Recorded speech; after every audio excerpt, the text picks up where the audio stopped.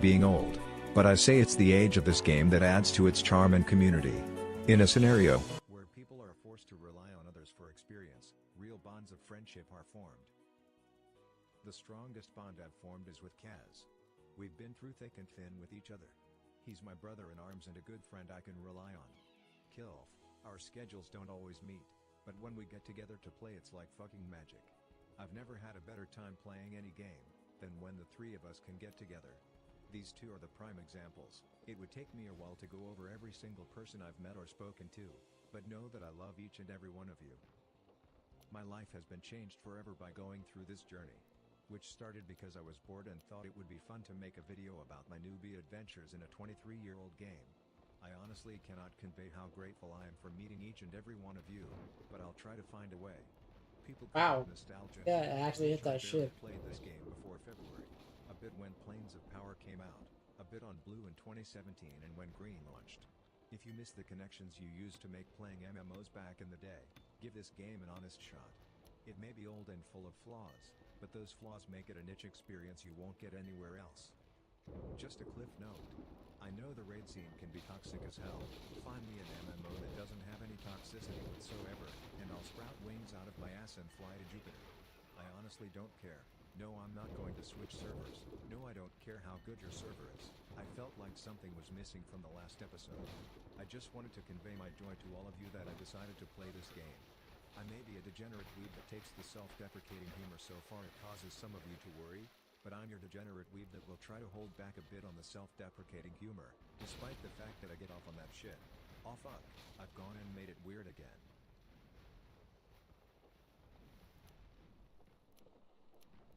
Because you got the guild.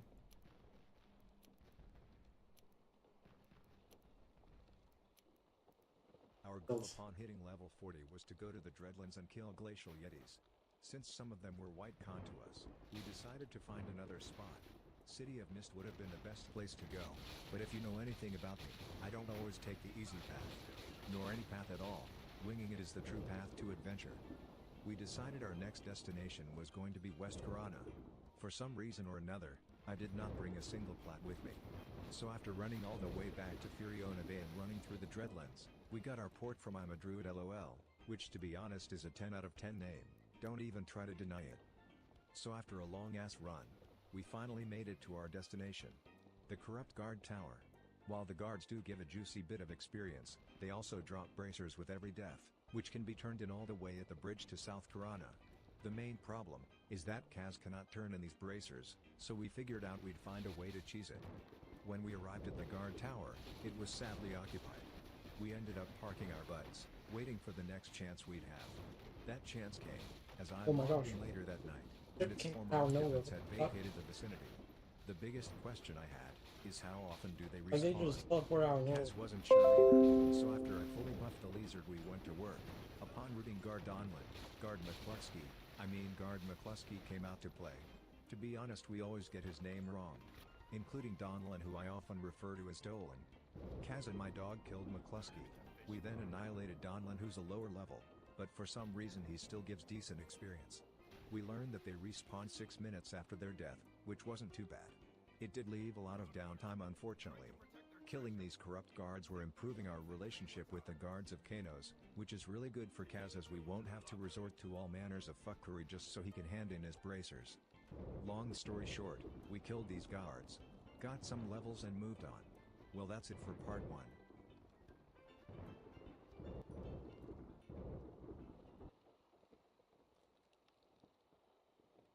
You're still here? You still want some content? I'm not lying when I say that all we did was kill guards for days on end. Well, I suppose I may have left out a few minor details. Just a few. Don't go expecting a really long video out of this, after all we're just killing guards.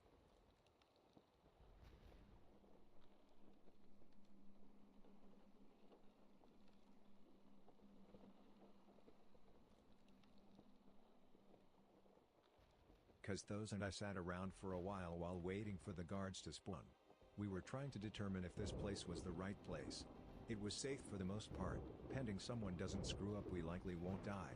The same can't be said if we go to a dungeon with a high ZEM value, because other people are often the cause of your death. Either they pull too much, part of the group is away from keyboard, or someone runs a train on your ass.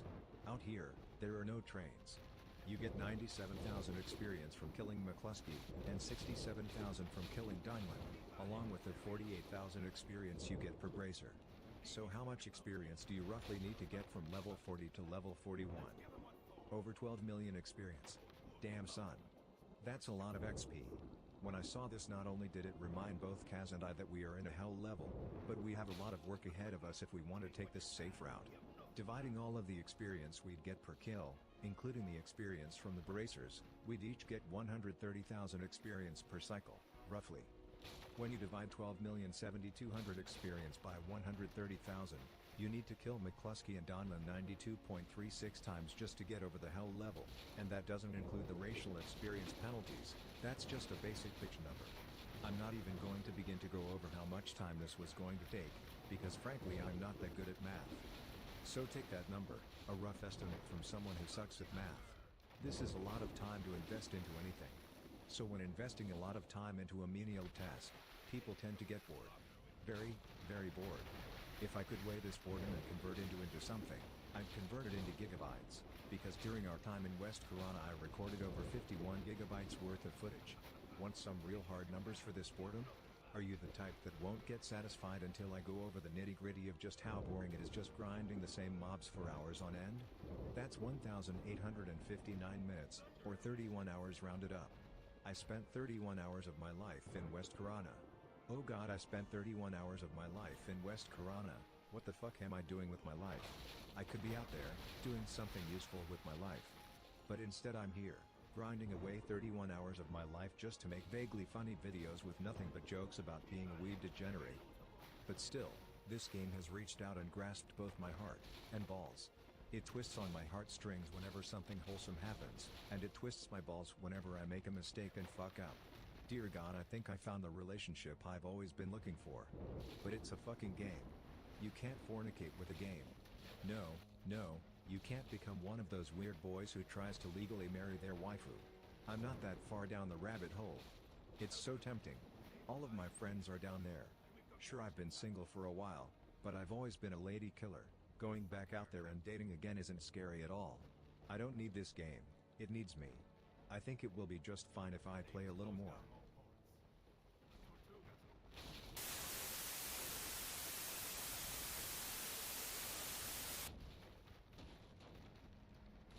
It was only a matter of time until this happened. People laugh and call this a dead game that only boomers play. The fact is, it doesn't matter how old or young you are. Once you've peered into the mouth of madness, there is no hope for you. Eventually, the only thing that matters is the game. You know this. Yet you pushed him forward, egged him on if you will. I'm afraid Athilius has been corrupted. It's only a matter of time now, until he falls completely into the rabbit hole that is EverQuest.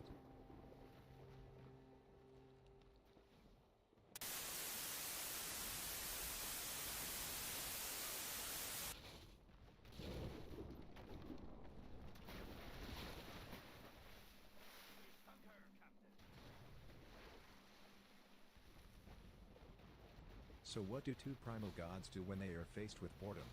Rename one of the guards. Apparently Guard McCluskey has such a confusing name, that we thought it would be fun to rename him. To be honest, we were killing time. To quote the line that started this, two bracers are about the same experience as fighting McCucksky or whatever his name is. This prompts Kaz to say McCookie a monster. I followed up with McCoolski, because I remember when McConnell got tired of everyone calling him McCuck. Kaz came up with the brilliant reply of macaque ducking. Yep, this video is never getting monetized. Macaque dangling, I replied with righteous fury. McClusterfuck, said Kaz with a proud look adorned on his face. I kind of corrected his spelling. You know what, it's going to take a long time just to over all of these, and make them sound interesting. So allow me to present to you, all the names we called McCluskey. McCluck, McFuckaduck, McCuckler, McCuckadoodle-doo, McCluckafuckydoo, McCluckles, McClunkles, McCIA, McCongadong, McCupholder, McCumdumpster, McCooperative Cucking, McClungtrap, McCluckinator. I don't know what's happening, but I can't stop, won't stop. McCluckinator 2 Electric Boogaloo. It's called Passing Time Lamau. Much like passing gas, it's essential with a 6-minute respawn timer. McCluckinator 3 Family Vacation. This script is honestly writing itself. You do some weird shit when faced with a long, boring, arduous grind. We ended the day, still sitting at level 40. Honestly, this was the worst level I have ever gained so far.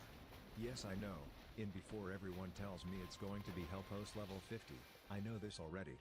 But I'll still bitch if I feel like something is taking forever, and take forever this hell level did.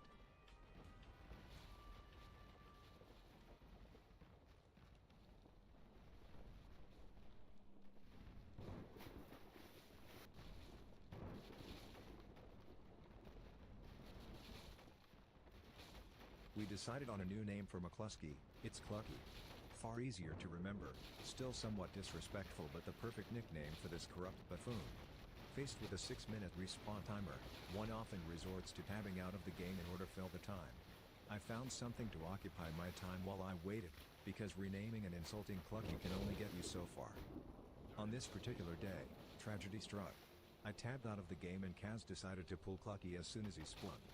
Even though it is off screen, I can slowly feel Kaz's trust in me fading away as his hit points drain. Just as he's near death, the only thing he says is gonna need a heal, he hitting hard.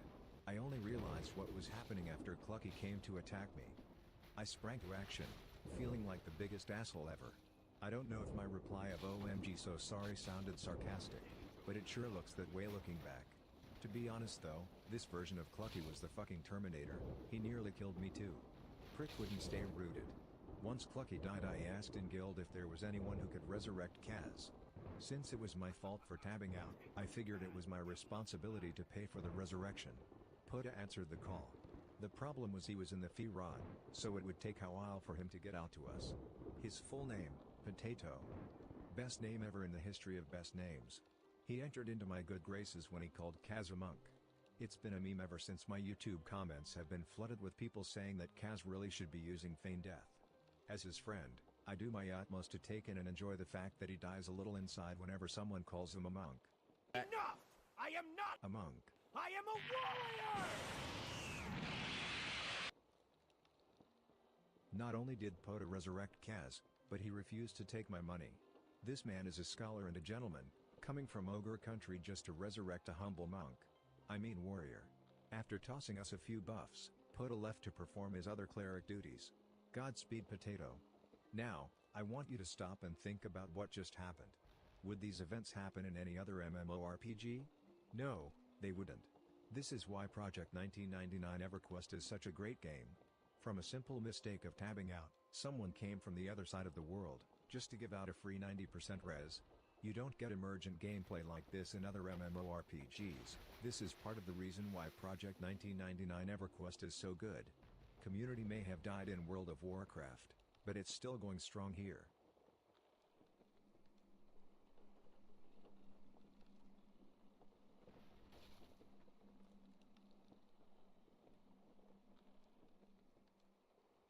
Our bags filled with bracers, it was now time for Kaz and I to head to North Karana. The hand-in point is at the bridge leading to South Karana. With all of the corrupt guards we killed, Kaz was beyond dubious, he was indifferent. He could in theory walk up to a guard in Kanos and not get the living shit beaten out of him. I followed Kaz, since I had to go AFK to make a sandwich. Despite the fact that it's pretty easy to navigate West Karana, I have a sense of direction so shit it would make Roronoa Zoro blush. For those noobs out there, just follow the path east along the water. Continue doing so in North Karana, it will take you right up to the bridge. I honestly wish I knew that shortcut in my earlier levels, because I stuck to those long winding paths like my life depended on it. When we arrived we simply had to go up the stairs. However, we discovered one NPC that wasn't a part of the Kanos Guard there. Brother Nalan was a paladin, not a member of the Kanos Guard faction. We hightailed it to South Karana. On our second attempt to reach the top of the stairs, I casted invisibility on Kaz. It worked, quite well actually. Thankfully the paladin could not detect invisibility. That would mean hours worth of work down the drain for Kaz if he could. I call this good guy barbarian benefits. Still though, after 2 days of grinding and handing in an inventory of these bracers, I was only 3 bubbles into my level. Hell levels, truly suck. We however decided to call it a day. A troll shaman by the name of Cannibal moved in while we were out handing in our bracers. He contacted me previously asking me to tell him when we'd be done for the day. Being nice guys, we surrendered the spot for the rest of the day.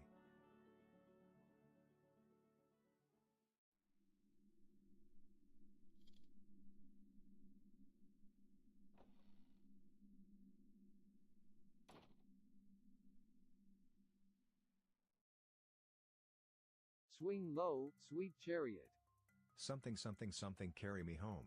Hey dang, what you got on your fingers? I got blisters on my fingers. Find me and win a prize. Okay. What's your lock? Well, spank my ass and call me Charlie. A chamois nearby. I can picture in this moment Kaz wondering what the fuck I just said. Okay, he replied, probably not knowing what to say. Meanwhile, I was at the peak of excitement. I had a shaman to pass gear down to. Don't be senile, man. Don't give log, give hint. I see trees.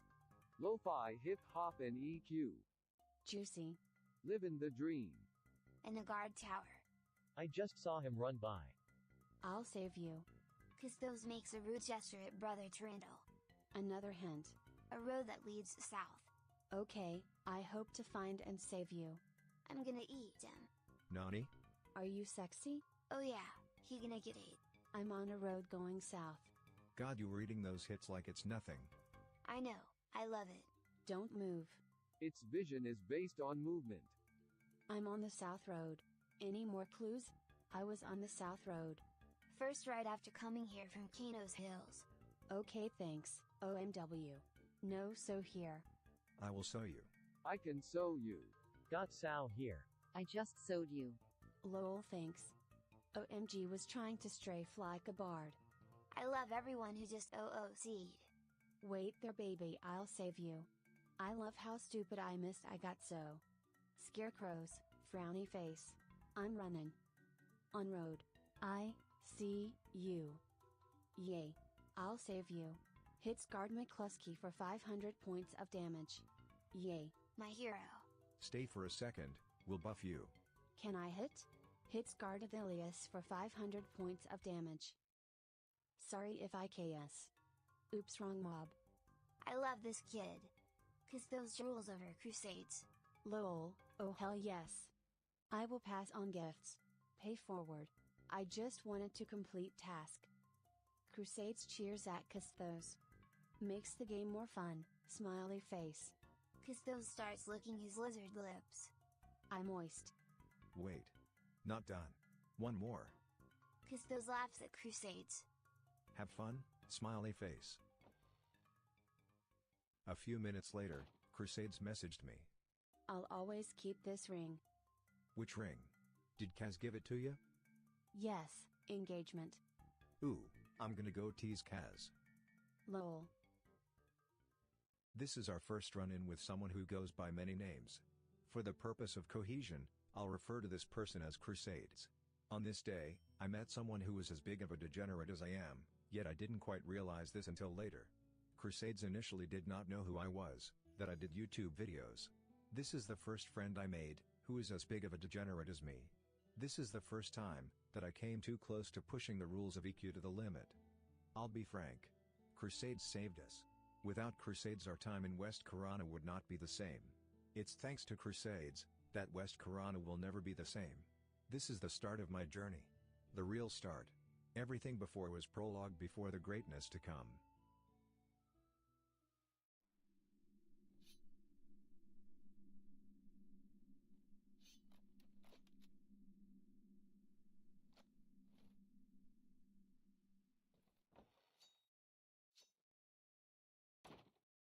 Do you know Crusades IRL? No clue. Random person. Ah, Crusades said something weird to me. I'll always keep this ring. I asked Crusades which ring? Did Kaz give it to you? Crusades replied yes, engagement. Oh fuck. Did I just get EQ married? I think you did, buddy. I gave him the rat-shaped ring. Good saves. Got the old EQ ball and chain now. I hope your children have many scales. If they don't, I'll eat him. Straight Chronos that shit. Crusades wouldn't be very happy. Don't go eating your kids just cause they are a little weird. It's an XR thing. I was 8 as a child. Ah, no wonder everyone hates UXR. A few moments later. Does anyone else crash a lot? I got you, boo. Oh yes. This game needs more activities.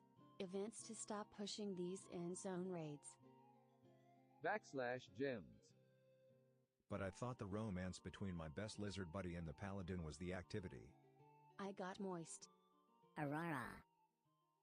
Mixmaster Kaz, hit us with the non-copyright beat, and make it sick. Ah, we have fun. OOC is spicy today. McClucky in your pants. Free buffs to whoever comes to number 9 on the map. I'm at number 6. Ooh la la. It's random. Hold on, where is number 6? Think bottom right? Seems number 6 is on the bottom, ironic. Arara. Ah, today is fun. It is. This is my first time with Pally. I was making a sex joke, but it actually is bottom XD. Come to Weird Uncle Athilius. He'll sew you, send you off on your way and won't eat the weird XR half-breeds you made with Kaz. Let me say this, nice people at number 9. Hate this rain. More wet. That's hot. Arara.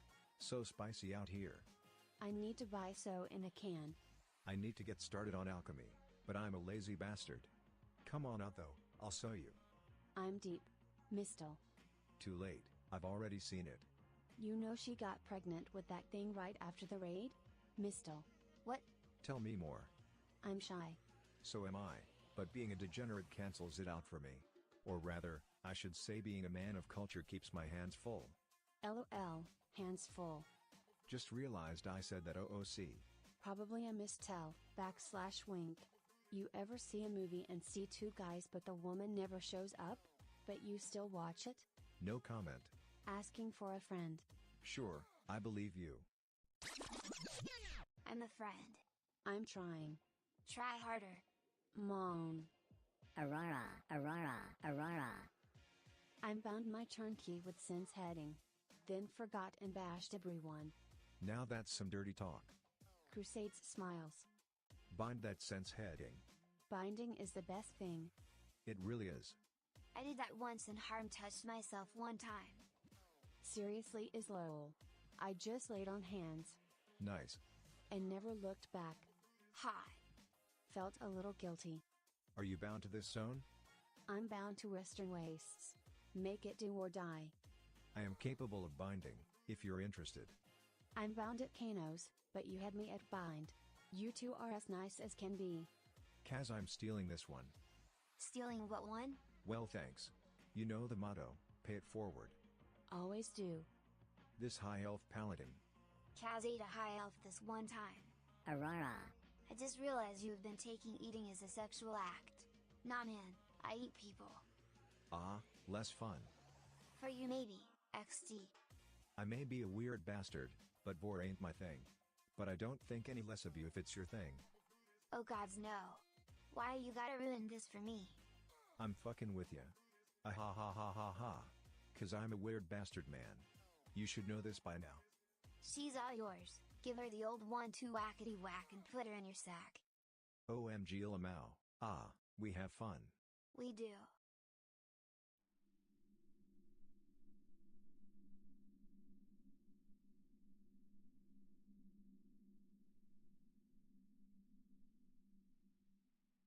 After filling up on bracers for the second time, we made way to North Karana in order to turn in. Level 40 felt like an eternity, and that's because it was.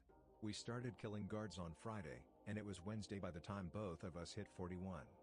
Kaz hitting it earlier, because if you recall in the previous video, he spent a little overtime. Keep in mind we don't play on weekends, usually. I wonder what he was doing during that overtime, XR things maybe? Hearing that sweet ding for the first time all week hit me instantly with that dopamine. I really don't advise doing this unless you are an evil character, because you can get better experience at City of Mist, plus the place is so busy that you can almost always get a group. However, our monkey brains wanted us to murder 2 guards every 6 minutes. To our primate minds, this was good shit.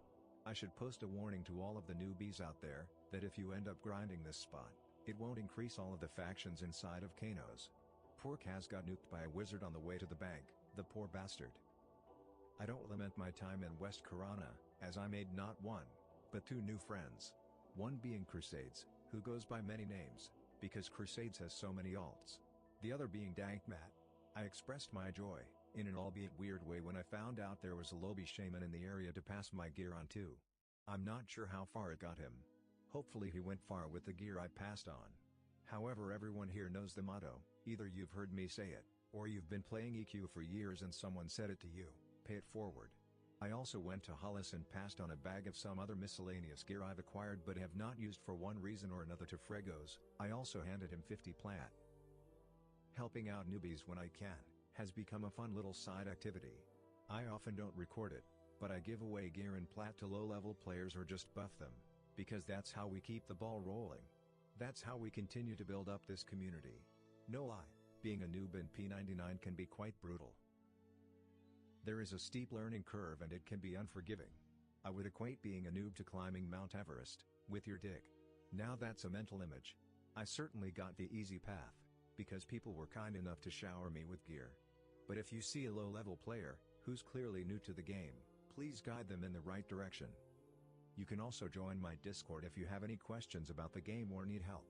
There are plenty of people who have been playing this game far longer than I have, and can guide you in the right direction and maybe even help you out with some starter gear.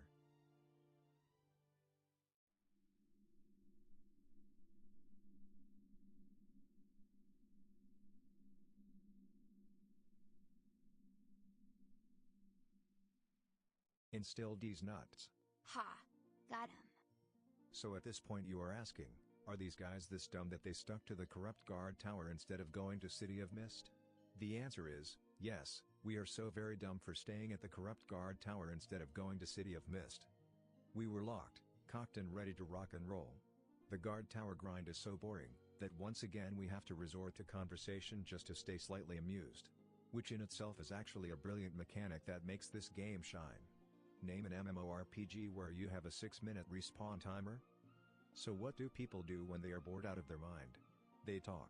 Unless you are playing solo, then I guess cue the sad forever alone music.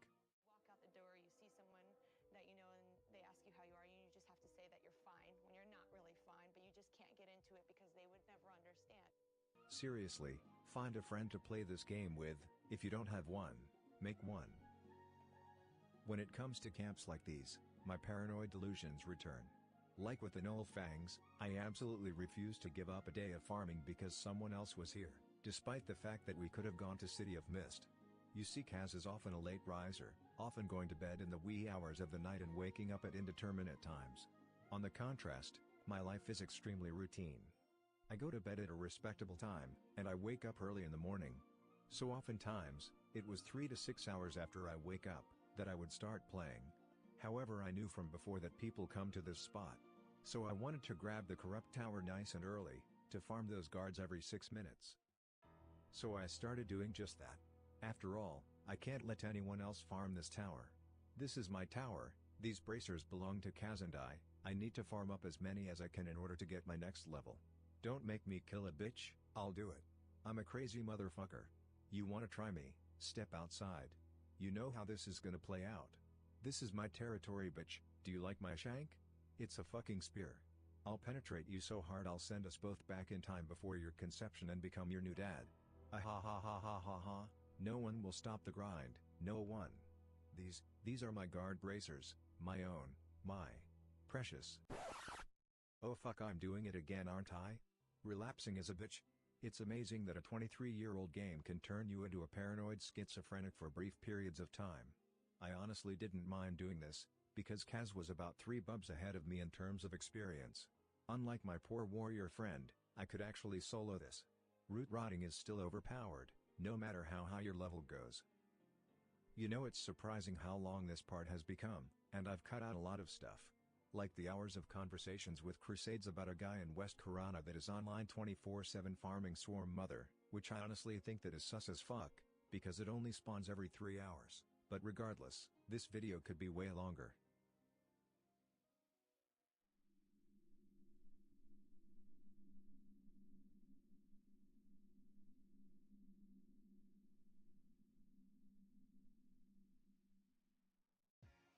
This zone isn't as spicy today. Agreed. Ilias, get on that. I'm not a spice factory. I disagree. I agree. I'm just a weird boy, it's kind of my thing. With my disagree?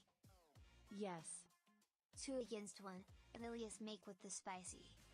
I need some fire to work with, it takes 2 to tango. I nominate Crusades. Oh snap. Kaz putting pressure on people. Kaz is laying down the law. I want this zone to get filthy, enough to have Blisty come and clean it up. Oh, he will. Hey now, I'd like to not get banned. Blist may find me mildly amusing, but I can easily throw that out the window with how weird I can be. Any spank a lantern? I can spank your lantern. Oh snap. Aurora. I'm in love. Well, I play hard to get. That's not what you tell me every day. Don't worry, I'm easy. He's just jealous. Totally, I see a fungus catcher. I like the metaphor. Aurora. Question mark. How so? Hey Crusades, can you fill me up? For sure. Blistig walks in. FBI, open up! Oh, look at that. We dinged level 42. Honestly, the grind is less of a pain in the ass when you're not in a hell level. We managed to hit level 42 with 1 day of playtime too, which is significantly better than 4 fucking days for a level. I know I'm bitching about hell levels now. People tell me to wait until I hit level 51. Level 54 and 59 are double hell levels, which should be extremely special. Can't wait for those grinds. However, that is still 1 hell level away. I feel like getting past hell levels are good indicators if you are going to stick to the game or not, because if you don't like grinding for hours on end, this game isn't for you. I should mention though that Crusades is a trade skills nut. You see, there is something I wanted, the bearskin potion bag. It allows you to combine single dose potions into 10 stack doses, which is extremely essential, because who the fuck wants to pay for a Spirit of the Wolf pot in a single dose? I tried to buy one for a while, but I eventually gave up. So I asked Crusades about making one. A few days later, I had one in my inventory, and it was completely free. You need 68 tailoring. I just didn't want to grind out that profession for a bag when I could buy it for 50 platinum. As you will discover in part 4 of episode 5, I will need to level up a lot of my trade skills, because I've set my sights on the Coldane Prayer Shawl. While I will not be obtaining it in part 4, because of the level required in getting it, I will be showing you my perspective when it comes to leveling up these trade skills as a noob. In order to get the shawl, you need 127 baking, 162 pottery, 208 tailoring, 168 brewing, 162 jewel crafting and 168 fletching. I honestly think that is cool. Think of a modern MMORPG where you need to level multiple professions just to get an item, and in order to get that item you also need to complete an epic quest. Part 4 will mostly be a setup for the video where I get the shawl. I'm sure there will be a lot of rage, and I'm sure it will be cursed as fuck.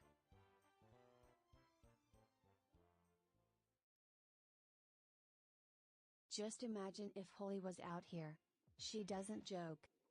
No clue who that is. Whoa, the real Athelius. Holy roams Kano's hills. I am here, in the present. Athelius, you're my hero. Cheers to living in the shared reality. Ha ha, first fanboy. Thank you, thank you. I'm glad to be sharing the reality with a lot of you. This reality rather. English hard, it's only my native language.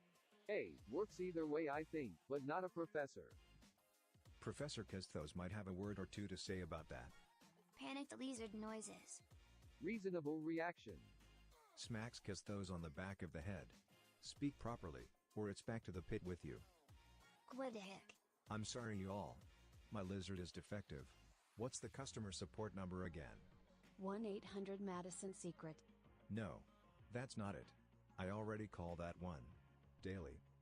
310-3030. That just sounds like someone's phone number. I found it. 1-800 lizard bork bork. That's the number I call when my wife goes to bed. Oh my, a fleshy orb. Tell me more. Is that what kids are calling it these days? Well, the thing is.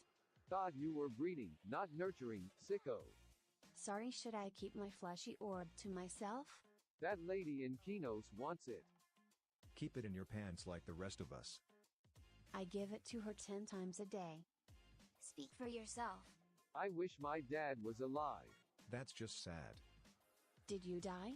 Only inside. Like a vampire? Nah, like some edgelord. The worst kind of dying inside. This kite's for you. Sad kiting. 3 out of 10. Looking to adopt an ogre. Ogre worst race. Hot take. Would you do an ogre before an Ixar? Hot take. Ogres love snoo-snoo. Who doesn't? Lizards are the most generous lovers. And on that day, West Corona projectile vomited together.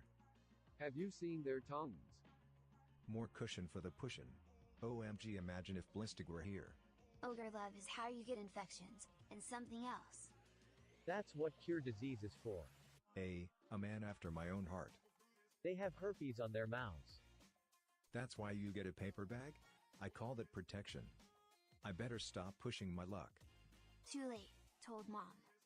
Cause those is a confirmed tattletale. Kaz is a rat, a narc, an informant, a snitch. I'll narc your snitch. He's just a leaser looking for love in all the wrong places.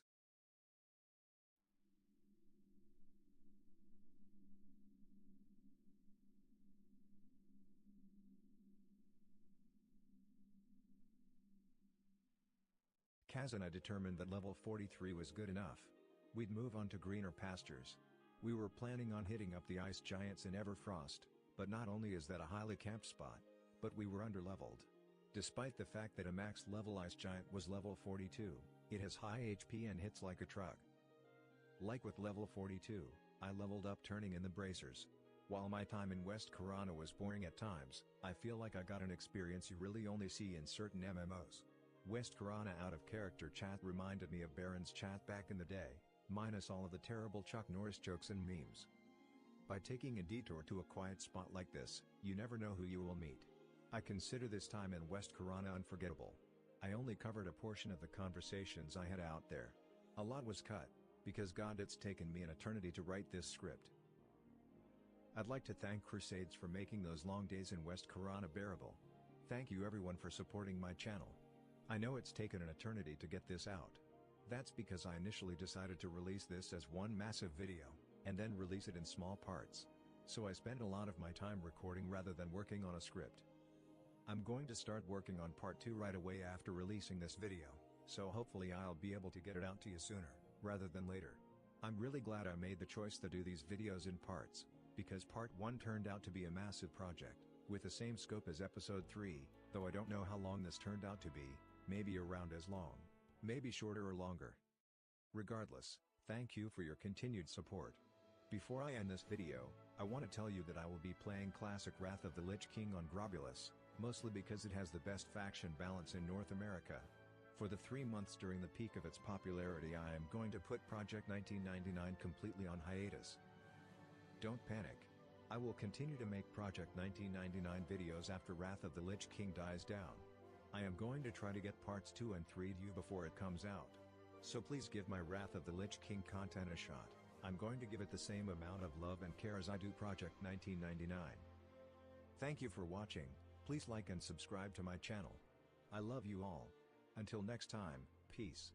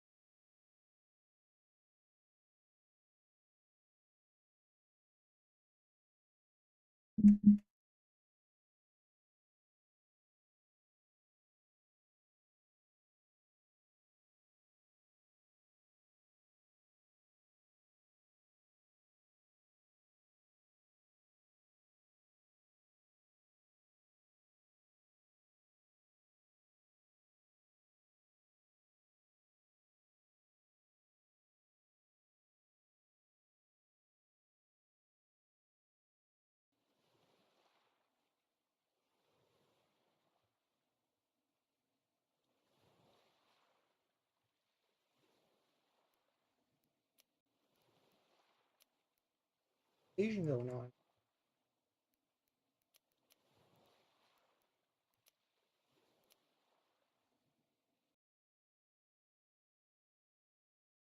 Shit.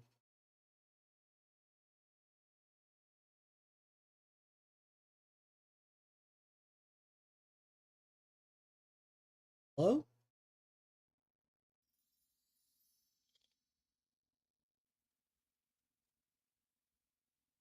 Hello.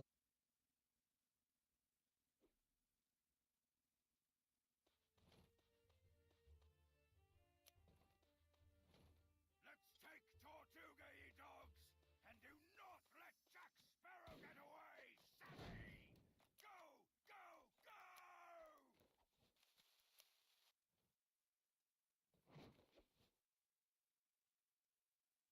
Hello?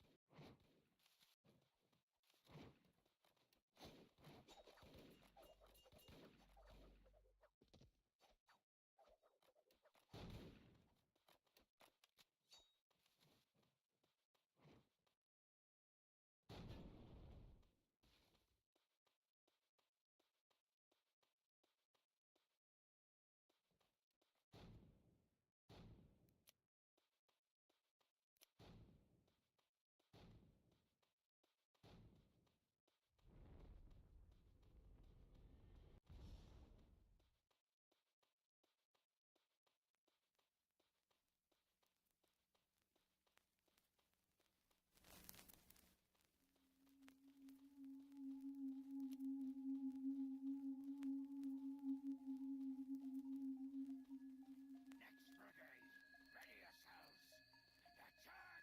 Attack!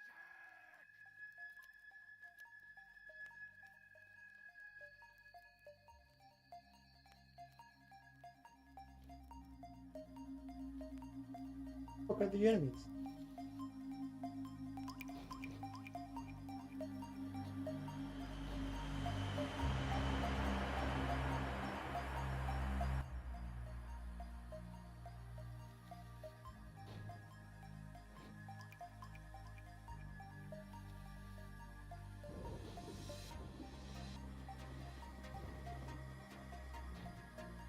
Yeah, where the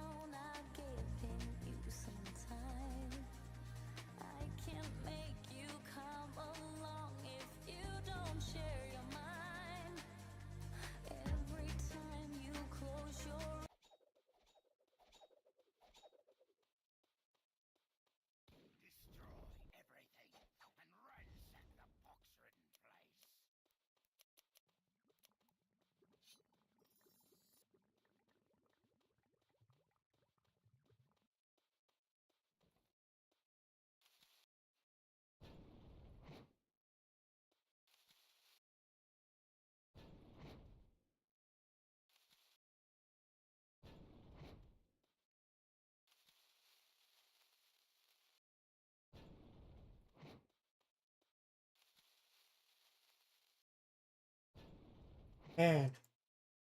Shit.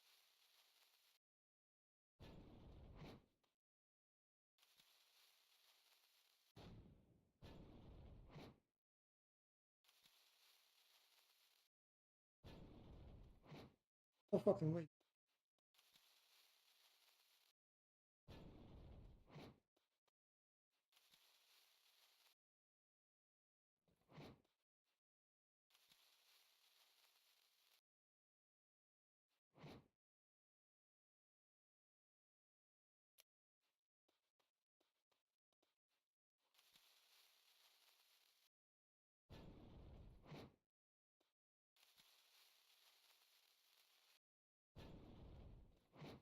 No what fuck.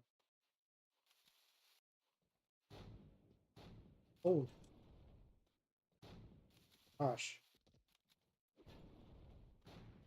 What are you doing? Just kill themselves.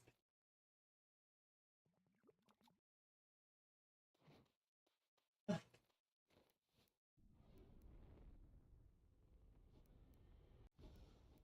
on, boys, and we'll dine on their souls.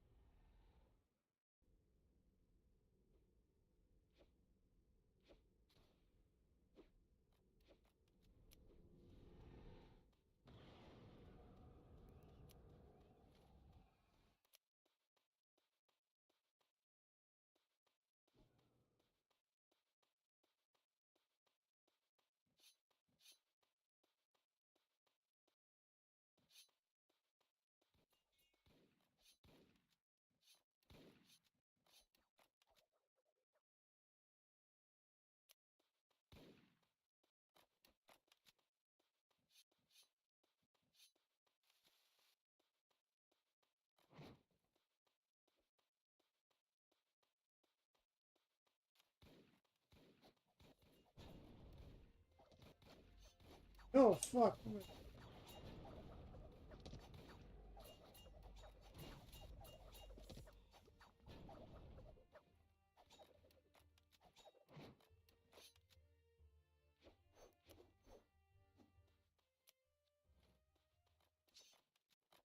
Rip them apart, boys.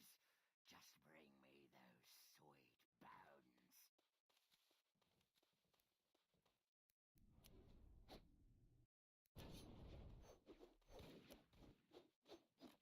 Oh shit.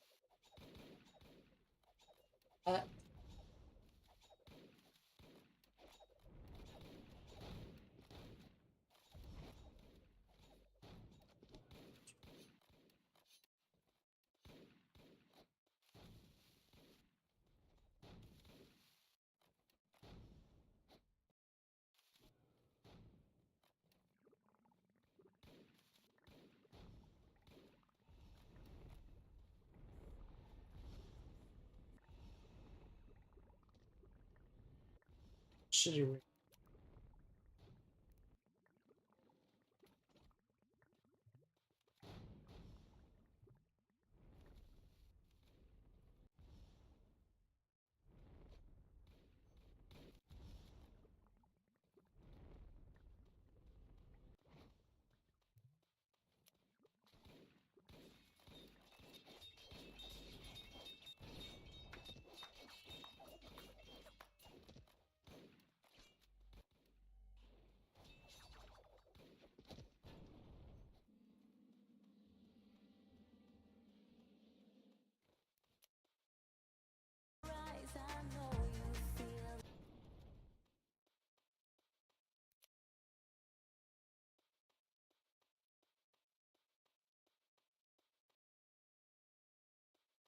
Summer may be ending, but things are heating up at Living Spaces, where we're celebrating incredible deals during our Labor Day event. No way he's gonna die.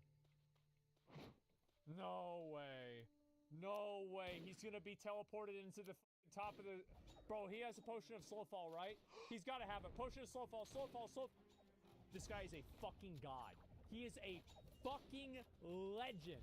I remember he competed in our Valheim tournament. This dude had like 1 million viewers in the Spanish Minecraft tournament. I love this guy. I love how the name of this character is Big Titty One. This dude's got, he's got 5 elixirs running and a food buff. And is he really gonna lose an auto attack battle to a random level 26? Oh, better pizza! Oh god, it's my hands. There's no way you're gonna lose an auto attack battle to a 26, right? What is he doing? Oh, red orb, that's really good. More Latin, maybe? Yeah, that's what yeah, yeah, there it is. See, 2 seconds, 1 second. Ooh! Ooh! 9. Ooh! I hope that pizza was good. Oh, I logged out. Oh, I love No, it. you didn't. You almost logged out. 9.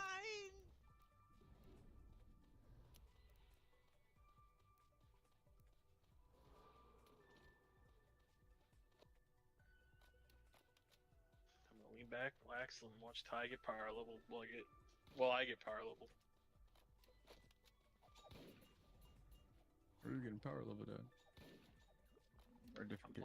I'm playing different game. Oh.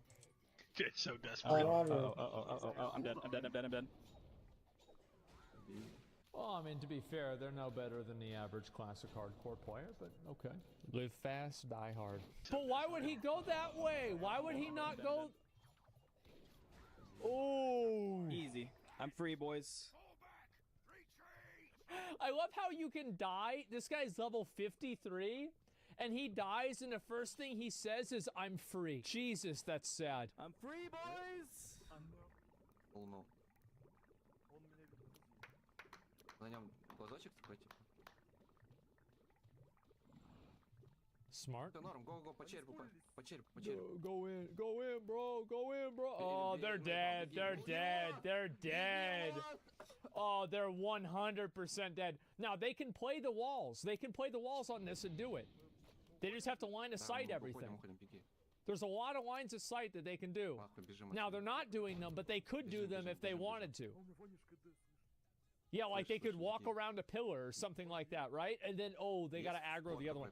Yeah, the best thing to do whenever you have a lot of casters attacking you is to run out into the middle of an open area. And that way, you don't inconvenience the casters by having them have to restart their cast.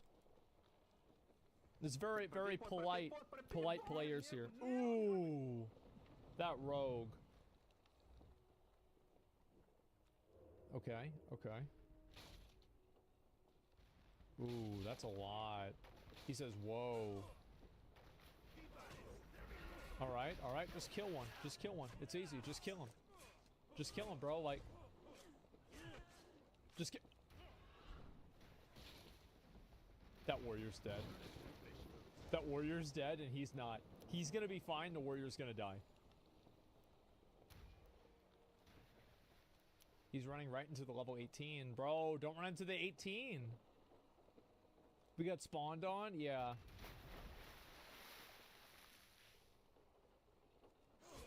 Ooh, there's 2 of them.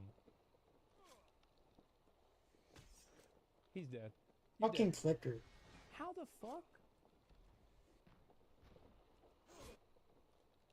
Bro. Bro, I would have thought that was 1 too. Oh yeah. Surprise! Ew. The wild power to get. Oh my god, and the warrior gets away. I love this dude. Dude. That was the last. Fuck this cafe. God, that's fucking sad. Nameplates actually screwed him there? Dude, they were running in sync too. F this game, true. Gonna take a big WoW break. Smart. Smart. So I win 1 goal if it's the hunter. Oh shit, boys! He got the short chin. Oh, he's trapped. Oh, he broke. Watch this. Does he have free I action? saw this. Watch. He probably has free action. Oh my god, he netted him. Oh god, warrior going It's ham. warrior oh versus god. hunter. Watch what's gonna happen. It's the item you can Watch. farm here, right? Holy moly. Oh shit, the hunter's still doing good. Oh, it's tight. It's tight. Oh, it's close. It is close. The warrior is going down. The warrior is going down. No, oh, he's not. it's so execute. Oh my god, who's gonna win? Oh, the warrior, The warrior won. One life. Yep. Holy shit. It's that simple. My god, one life. The warrior won. I know it's not. Oh god. Are you fucking kidding me? Are they still doing this shit? Why are they doing this? I don't understand. Makes me good luck. Don't say good luck, man. Just. Oh.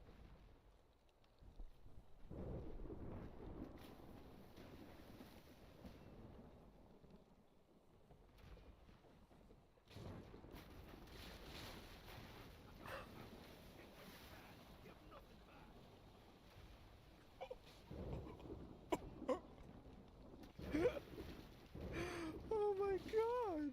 Oh my god. Oh my fuck. I'm actually dead. I'm.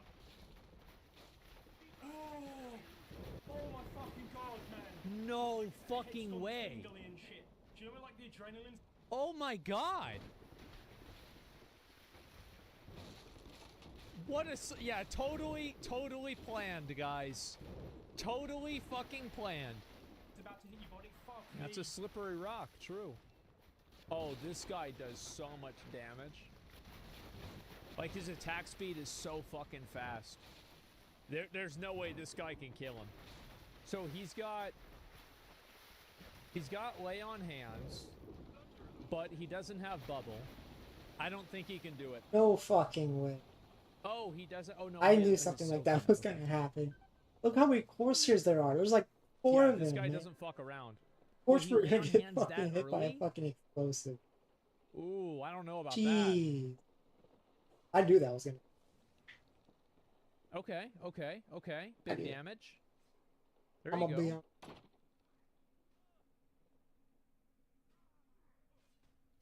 Oh, what the fuck? Stop hitting so hard. Jesus. Wait, I'm dead. Wait, what the fuck? Bro, this dude just wind furied him. I knew that. I'm dead. Dude, he just. Oh my god. Just hit him for like 800. What?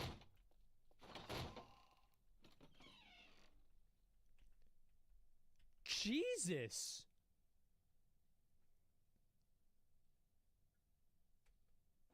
I'm dead. That's brutal. What the fuck? Sign this guy to MMA, Oh my yeah. God.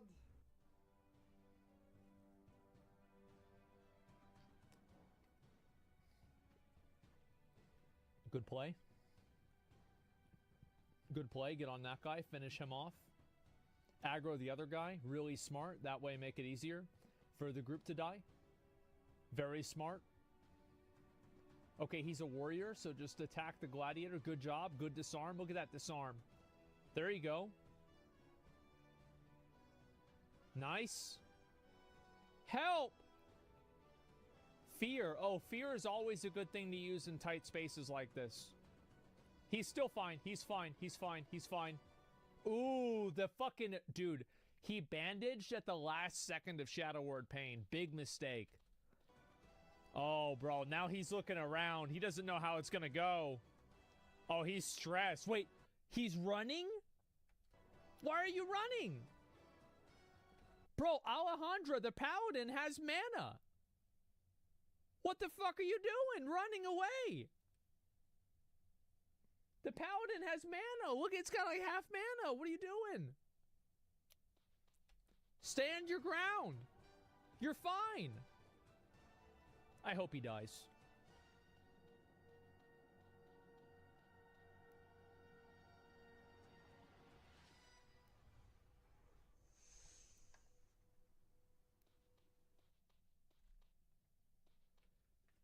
You left them to die. And the funniest fucking thing is that everybody except him lived. Think about it. Everybody except him lived. Oh wow, you really died. I just died. You did. Where was your healer? I don't know. It was out of line of sight because you thought that you were going to leave your friends behind. And you did, because you went back to Elwyn Forest.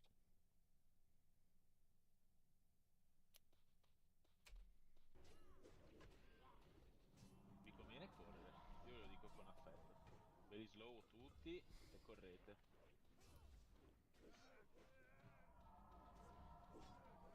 Oh, this warrior's doing his best. Wait, he does. No, he's not. He doesn't have Why does he not have battle shout? Why do warriors not have battle shout? Don't they know battle shout gives them more damage? Vi slow tutti, quelli che Is he not going to use a mana potion? Qua dobbiamo fermarci, Oh, there we go. There's the mana potion. Okay, good. Abbiamo perso. I think the warrior's trying to aggro as many mobs as possible. Which is smart. He's doing a great job. They're all dead. I love watching the entire group die. There it is. One more. He's dead and you're dead. There it is. All three of them are all fucking dead. There it is. 3 amigos. 3 bozos. No keybinds? Well, no problem. No, proprio immenso. It was a group effort. Dovevamo stare. Speed No, running. tutti, c'erano troppi elite. Oh god. Okay, okay. Wait a sec.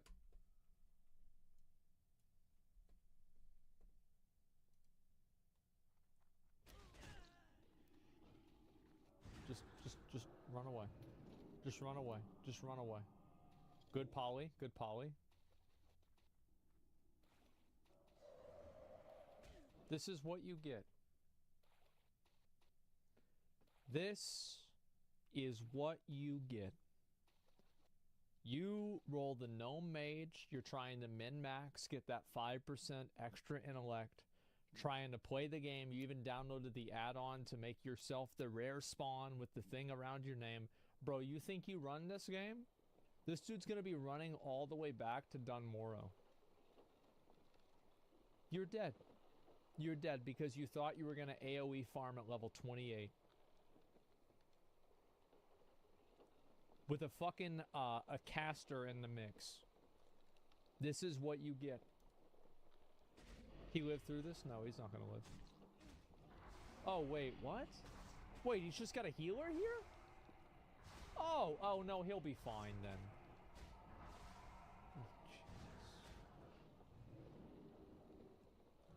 Oh, yeah. He's got a healer. I didn't know that. He's out of mana? Yeah, he is. Fucking die. Fucking die for being an AoE farmer. Fucking die. Come on. Come on. Yes. Yes. Yes. There it is. That's right. Yes. See, he had like 5 different opportunities to run away, and now he's gonna blame the healer. Watch. Dude! No. Oh, he just ended. No.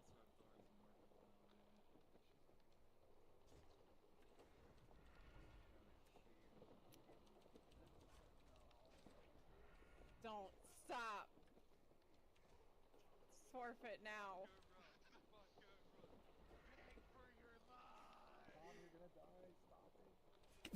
Fucking fear him! Fucking fear! What are you doing? This is the easiest match of your life! Fucking fear! No way you're actually gonna do it. No fucking way you actually did it. How do you accept a Makara and be like, I can't believe this would happen to me? Maybe she's saving fear for her next warlock. Void River Shield? I don't think that you get sacrificed that early. I don't. He'll kick? I don't think he has kick that early on. Yeah, I'm pretty sure he doesn't. He do? Oh, shit.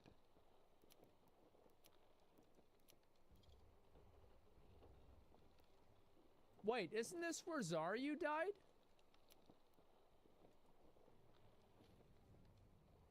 But it's 2 people, so they should be fine, right?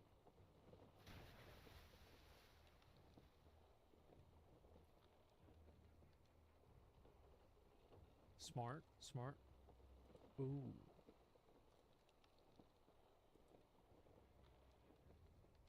Good fear. Good fear. There you go. Really good gouge. Bro, that... Oh my god, that rogue is a fucking legend. Did you guys see that gouge? There's a rank 1 gladiator play. Look at that.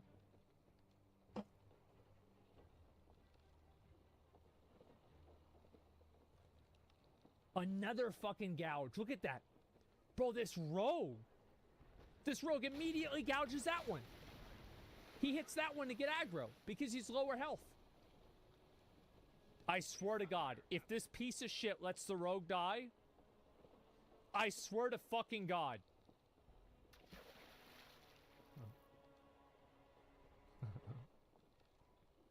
Rogue.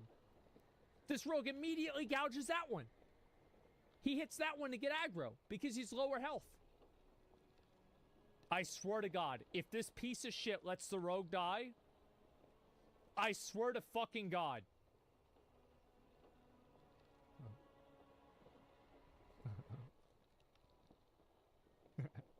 He tried to bubble him.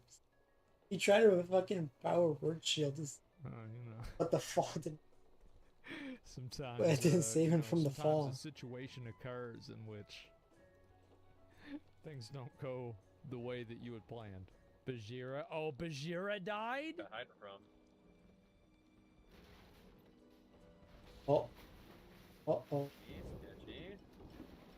He's waiting for...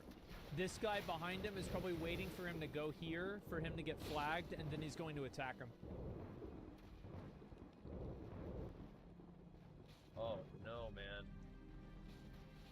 Oh no. Am I dead? Yeah, you did. I think I am, man. That sucks. Oh, maybe not. What a actually-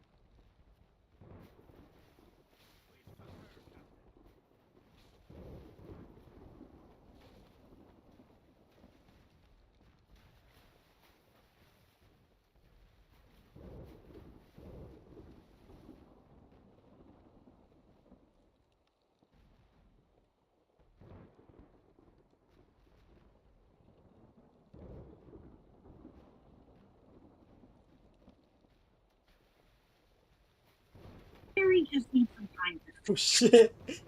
Start it over. Okay, in 20 minutes. Yeah. We'll call you in 20 minutes. Yeah. How are you?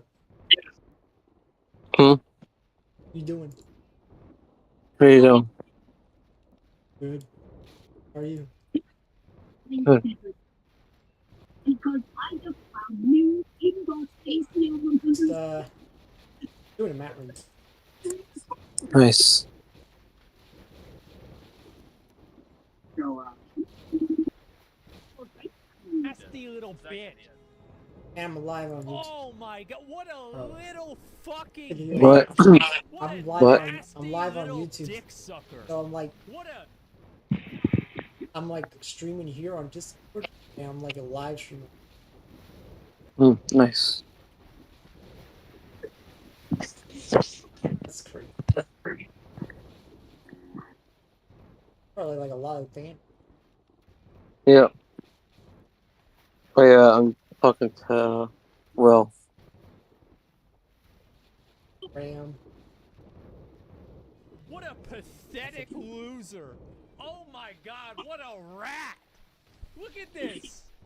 Bro, Bajira even hit the fucking hamstring. He would have lived, except for this little rat that's sitting here casting frostbolts. That mage is gonna kill me. Yep. I knew this shit was gonna happen. Oh, this is the cringest shit in the game. Hostile, huh? This is so cringe. Yep. Barry, can you come out here a It minute? doesn't matter. The guard will. Now I see why he was doing that. Yep. See, I'm We telling need to you talk, guys, like, mister. the second You I are in fucking saw big, that shit, big. Congratulations, that's just Dome. the way it's I so have one sad. proud of you for That's so keeping the house in fucking one sad, piece. bro. Like, What's that's the matter, actually little so blanket? cringe. Wow. So you've been playing. Why would you run near Birds? the outpost? He would have been fine. Oh, fuck. My game crashed and I server crashed. Maybe it was just me. I don't know. I think it was me. I don't know. Yep. I was on a Asa. Abasa. Do you mind? Because of the nature of your fall, you will only be able to backflip from now on. I'm so confused. What? They're slippy here. Look around. Looking for 8. But Stan, did you hear me? You'll never walk again. Oh God! When did you start playing? Plateau. I forgot. I think I started around 2008. Yeah. I was probably like 7 or 8. We've got 35 split dates of this way. Call my life. Something For hilarious. anybody, I'll let the clip finish. Yeah, so this server didn't crash. It was me who crashed. Yep. Mhm. So fucking cringe, bro. Actually, so You know, bro. Oh, cringe. well. Wow, what a fucking. What was that? Well. Will? No. Wildfire. Who? Wildcard? No. No, wildfire. Wi-Fi? No. Wildfire. Nah. No, I meant a Fury. Fury? Yeah. Yeah, I have Fury.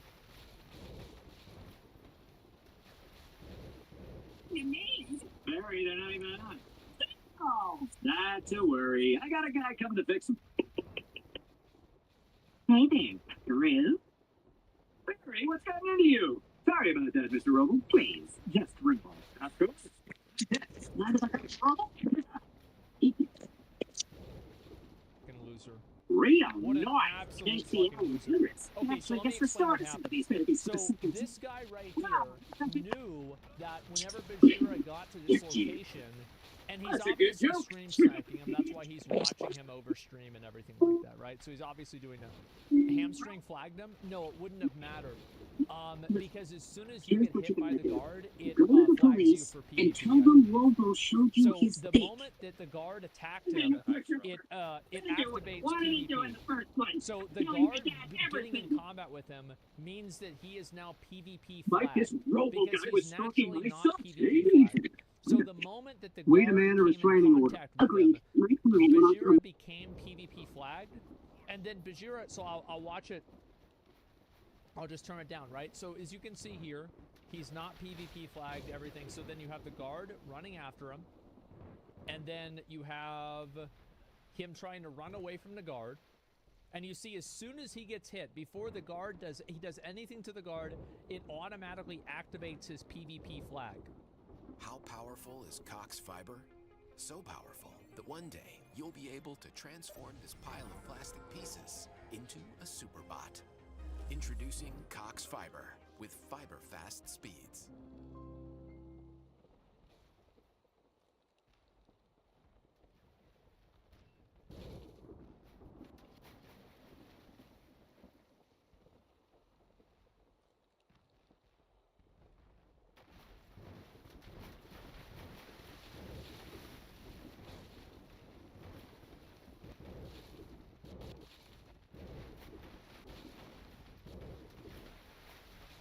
Oh, he left. Here. Yeah, I'm in.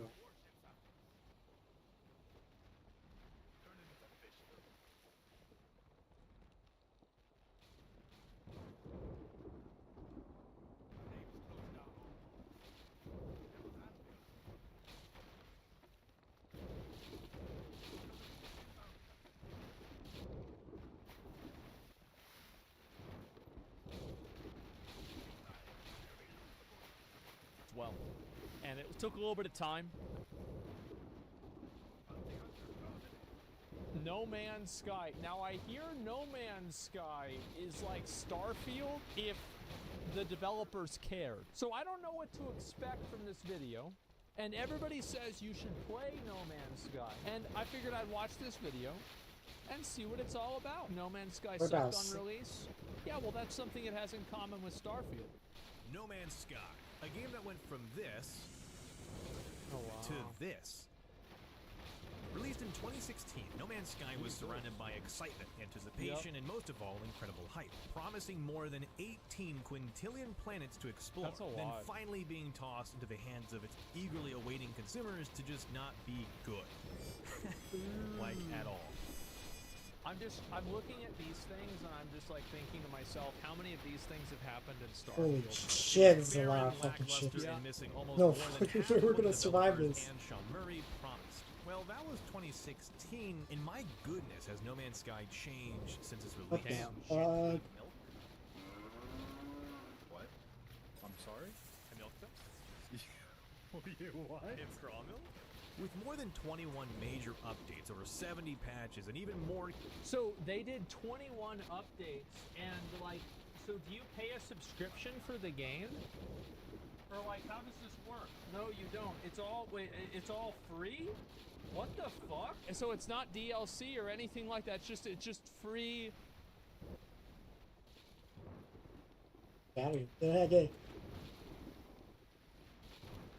Content rolling out as the game continues to be live with thousands of players This is like farthest reaches of space. 3,000 to 5,000 people is not a lot, but I mean, fuck, that's pretty good. Many people have been asking the question, is No Man's Sky worth playing in 2023? After all, it's an open-world space game with a procedurally generated universe waiting to be explored, whether that be by yourself or with a party of up to 4 friends. So I went ahead and jumped back into No Man's Sky, both solo and with a friend, to let you know if you need to give this game another chance. The only fair way for me to do this is to start a brand new adventure. Now, to my surprise, this game gives you a lot of options when starting a new character. You have the normal difficulty, creative, create your own rules, which are surprisingly extensive. Like, holy god damn. That's nice. Survival and an expedition, which are content-focused story beats that are dropped with each update, allowing you to play with other players and experience a special piece of content. I went ahead and just chose normal since I wanted the intended experience, and let me tell you, the experience was experiencing. I didn't mean to shoot you. Oh, whoa, wait, yo, I don't like the... That's crazy. There's nothing in Starfield like that. I don't like, I mean, not the, I don't like the creature looks like, the creature looks like, I don't like it. Oh, there is? Sorry. I'm sorry. Oh, I don't like haven't this. seen it. I don't like this. I feel uncomfortable. I feel like after playing like 20 hours. Get away from me. I'm not gonna lie to you here. The first 1 to maybe 2 hours of No Man's Sky's intro is really boring. But stay with me because I promise you this game gets a lot better. Sure. Because what other game lets you name an anteater? So that's a anteater, bear, honey badger? Bear, porcupine thing. Oh, porcupine too. Yeah, I forgot about that. This game does. You start with the basic tutorial, how to move, use a jetpack, scan for materials, you get the picture. Your first goal is to fix a spaceship that you have found crashed on this planet with you. With no memory as to who you are, where you are, or how you even got here, the story of No Man's Sky throws you into a self-discovery adventure. Sure, you may want to just get into space right away and start doing all these fun activities that you saw in the latest trailer, but you gotta earn those wings first. It isn't until around an hour of learning how to do the basics for movement and flying with your now repaired ship that you start building your first base on a planet that you don't even want to be on. Oh my god, constructing bases, shelters, hearth. Why do I have to do this now? This is the first thing I have to do is make a base. I don't want to do this. I get that base building is an important core feature for No Man's Sky, but something about having to play that base building is an important core feature for No Man's. If you look at this, it's not a fucking dick. It's just a hammer. It's like Thor's hammer upside down. It has nothing to do with a dick. There's never... Sky, but something about having to place a base on a planet that you don't like just hurts my gamer brain. I really didn't want to be here for my base. I don't want to do base building right now. This isn't even a planet that I want to stay on. But don't worry, you can always change your base in the future easily, so don't get into the whole building process that much. I did the bare minimum and I moved on. Yep, Once that's exactly all what of I that would is do. done, you are free to fly up into space, skip over to the next galaxy, and start exploring. Eventually, once you follow the main story beats that guide fuck, you I into can't- your next solar system, you're introduced into the space anomaly, which is just a multiplayer hub. And this hub lets you get new quests, points of interest, see and other more game players? mechanics. Oh, you're I think you also do. allowed to play with friends now. They spawned me in space. Spy, we're gonna fly over you. Yo, what is that? I don't know. It just Oh, gave me its wow. phone number. Oh, let me write that down. After greeting my friend Andrew in space, So we wait. wanted to explore the nearby planet to see what we could find. Really that much So to do? you just say so you just fly directly down from space onto the planet? And I guess kind of like that ozone layer break or like atmosphere break is the texture change? Here. That's crazy. Yeah, there really isn't. To be fair, we did land on a planet that was practically the equivalent of the Arizona desert. So before we headed back Wow. into the anomaly to start a I've been quest, on like I 10 needed of some those today. oxygen to keep my life systems Actually, no, online. 20. And thank God Andrew had some. Okay, how do I transfer like not all of it? Give me all of it. Alright. Now you have 4,000 oxygen. 4,239. We decided to start That's a on lot a of quest that has oxygens. tasked with taking down a horde of creatures, which sounds pretty easy for a Okay. first-time quest to Easy make. enough. With it selected and ready to go, Andrew joined my squad, we flew out from the base, talked to the person in distress, and descended to make landfall on the planet. Oh, there's the worm. What? See, dude, that's what I was talking about that I wish Starfield had. It needs like oh shit moments whenever you see something like this. Like that's the thing. the Is it like you have to have those like big dick like Did oh I get my muted? god, what the fuck is that? No, like, what? Did I get muted or something? Like, there's no.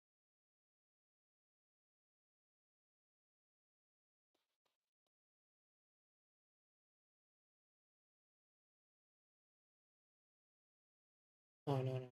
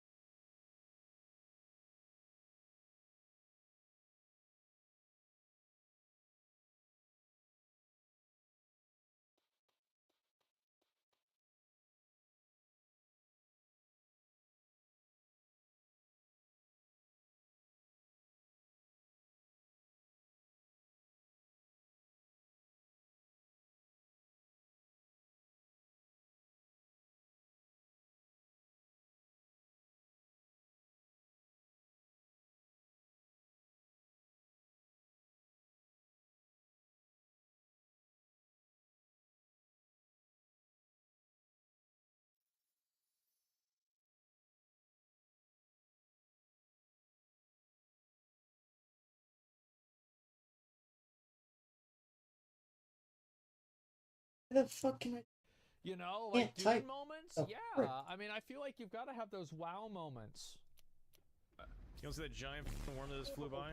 Oh, there's multiple. Oh, look at that. I don't know if we should be What? here. Before we even tried to possibly fight those giant worms, Andrew and I I had can't type other in crew. plans. What the Come fuck? here. What the Some fuck of is them that? like to like fly along the ground. Oh, is What do it we- bugged Drops out? down. Come here. Oh, there's a little interactive animal. Gently milk. What? I'm sorry? I Is milked it him. meowing? You what? I have craw milk. Let me have a sip. Adopt his companion. There he What is. the All right, I'm fuck? gonna name him Glurmp. Glurmp? He looks like a Glurmp. That's a good After name. taming Glurmp and making sure he was What the fuck? properly fed and pet.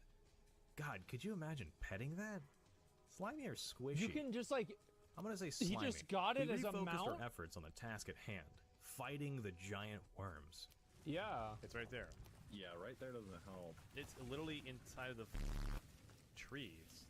the giant ball right there. It is not showing up for me. The only problem, for some reason, is that Andrew couldn't see them. I'll believe you and just fall. Ooh. What? That's a big Did boy. you not see that? No. Like, look how cool that is, man. That's so badass. Like, that's the kind of stuff that people want in a space game. Look at that. That's insane. You're telling me you don't see these giant These worms? crawly boys. Look at them. The plants? Like this thing? No, this. Yeah, I don't see any of that. I'm not gonna Oh, lie. it died. Oh my god. Oh my god. Oh my god. Oh my god. Oh my god. Something now. It's loading in a little bit. Once we defeated them, well, mostly me, Andrew stood there shooting at God knows what. We collected the giant egg that the worms dropped, Yeah, got into our mailboxes. ships, and visited the social hub to cash in our mission. What So the that fuck? mission was a cool experience, but for Andrew it bugged out. The thing you with No can't Man's win 'em Sky all. is that everything you can do in single player, you can do in multiplayer. But Right. sometimes the spawning of objects is a bit off. Kind of like how ships sometimes fly into planets. Who are these people? Who's the one in the middle? Like Pluto? Are they like going through this? Where are they going? This guy's gonna crash right into us. This guy's gonna go. This guy's Oh, no. This isn't a bug. He's role playing the Concordia. This guy's going right into us. Yeah. Oh shit. Well, after hanging out with Andrew, fighting some more creatures, looking at his practically empty super ship. It definitely needs some. That's Oh, really you go. I'm at that level, man. That level, right? That's huge. That level, right? Yeah, you need that, right? And exploring a desolate freighter that felt like Back dead in me. space, I decided it was time to go back So into he my just own world and sails- continue the story Oh my missions. God. I played for around 4 hours, flying back and forth from So mission. he did all that within 4 hours? That's insane, dude. Think about what you do in the first 4 hours of Starfield. Marker to mission marker, and I was getting into the groove of the game. And then something happened while I was searching through ancient ruins. Dude, this is their ball here? Gravatina, what's this? Detective? Oh, that's right. I forgot. I forgot what Gravatina balls. I got chased by local space cops, and I booked it out of there. What I didn't know is that this was going to evolve into an entire space fight with the authorities above the planet. Oh, come on. What the fuck? One that I had to keep fighting, or else I was going to die. Bro, he's taking down like a frigate ship? That's like a Warhammer 40k At the end of Imperial all the Army bloodshed, ship. I was awarded with Holy an item. fuck! Probes, Dreadnought archive Oh for my lost god. interceptors. It told me to warp towards a new system to acquire a sentinel object. Sounds pretty good. So I wasted no time and I warped on over and zipped towards the planet, almost shaving a mountain in half. Oh my god, there's a whole hill. And I noticed there is something different about this planet. One, it had mountains and hills, but two, it made everything pink and purple. The entire spaceship is pink. So this planet had It's to like a be shader. special, right? I was a little bit confused as to where the quest marker wanted me to go. Signal trace detected. Reaches final position to acquire. Is it inside the mountain? Okay. I feel like it's inside the mountain. That's cool. There's a little thingy right here. Wait, can you I parked my blow that up? a spaceship right here. So I landed the ship and dug towards the objective. So you can land your ship wherever you want on the planet? Is that right? Damn. Where the? And could you run all the way through the planet? Like if you could go all the way around it? Wow. Towards the objective. Where the? So he has to like just shoot holes in a wall? What the fuck? I dug for 5 minutes straight. Wait, so you and can at dig some and- point, I felt like maybe I didn't need to be making this so complicated. What Like the it was on fuck? the other side of the mountain, and I could have just flown over there. Was this ship just on the other side of the mountain? Is that what I'm figuring out right now? I'm just digging through the mountain for no What reason. the fuck? Bro, he's- Eventually, I saw the light. Oh!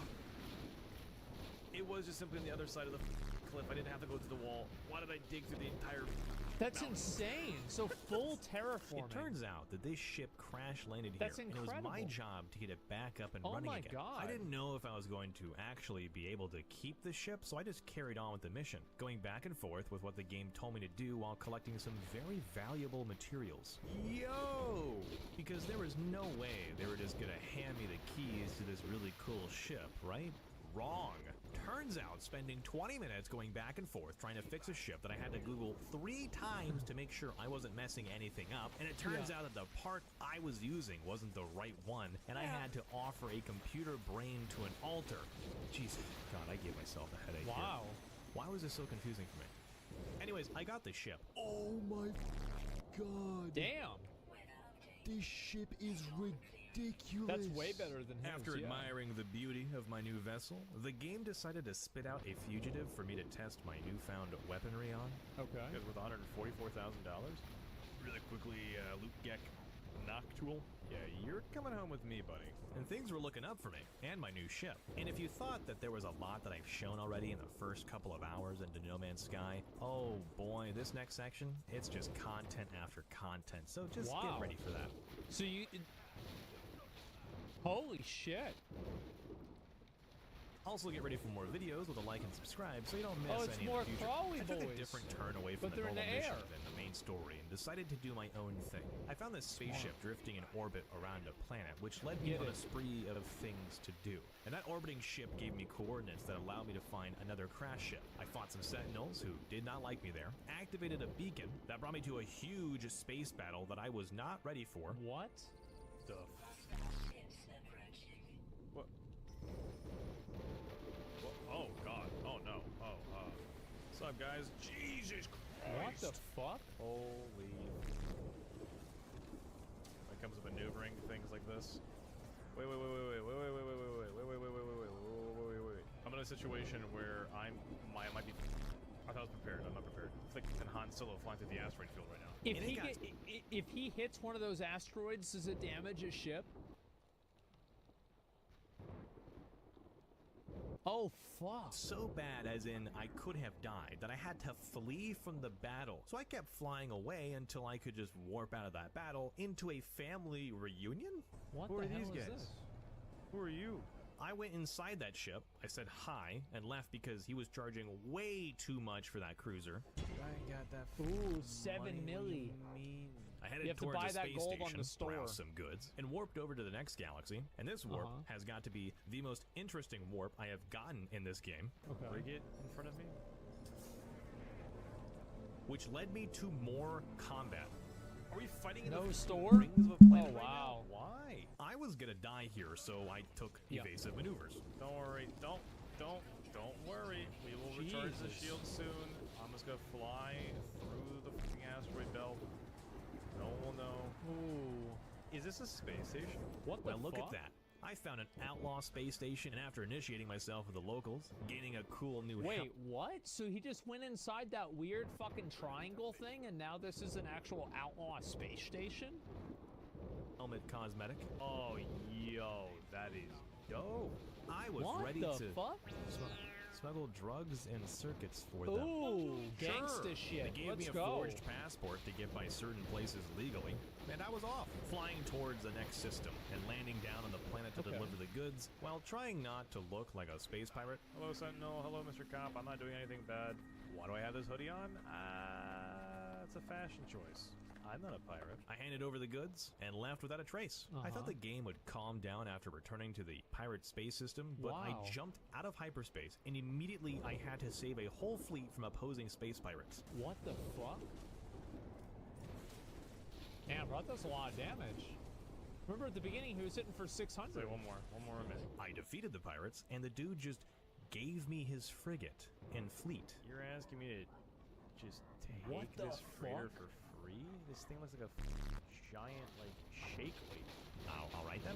Jesus Christ, this game just keeps going, huh? I found an anomaly a few light miles, yards, some measurement of distance away from the frigate, and while flying towards a new planet that I saw, I got scanned by local authorities. Oh, illegal cargo detected. Oh, I had this happen in Starfield, so what happens in this game?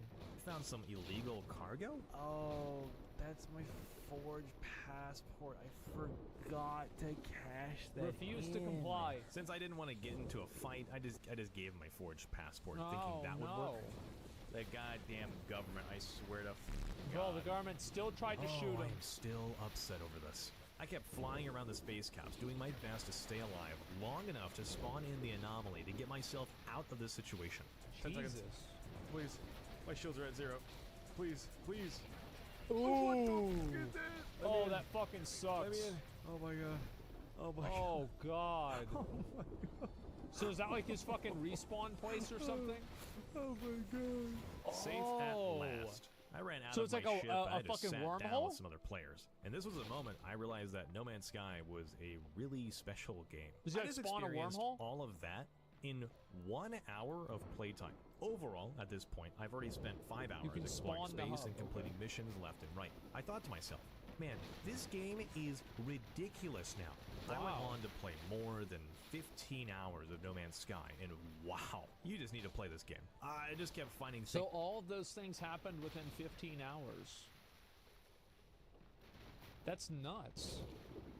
To do every turn of every new space system I explored. I also have found myself coming back to the weekly missions that they provide at the end of every weekend. Just a fun event for players to take part of and explore a system together. And speaking of events, those expeditions I mentioned at the start of the video, simply put, expeditions are timed events in which you embark on galactic trips from one specific point in the galaxy to another. They encompass several challenges and achievements exclusive to each named expedition, which usually come out during a new update to the game. They reward players who take the time to complete them with cosmetic rewards usable in their own save file. With all of these features, the several main story missions, countless side missions, and extensive base building that I really haven't explored, but others have. Look at that. That's super cool. No Man's Sky has really shaped out to become one of the biggest comebacks in history for That's gaming. insane. A game that went from utter disappointment to incredible content, jam-packed and What the fuck? How many, dude? There's no direction in this game. You get lost with bad RNG. Game doesn't help you. Fair warning. Oh, I'm sure it's not perfect. Yeah. every update. But still. And yeah, sure, the game still has some bugs here and there, and the tutorial is still a bit boring and out of date with the rest of the game. But the beauty behind a game like this is that if you were to put it down, you can easily pick it back up again. You can play for a couple of minutes or several hours. You can just turn your brain off and not worry about anything. It's quite simply the best relaxation game. Or not, if you fight creatures for bounties. Yeah, I was about there to is say, bro, always this shit looked something to do, intense. which is hard to say about most games in today's world.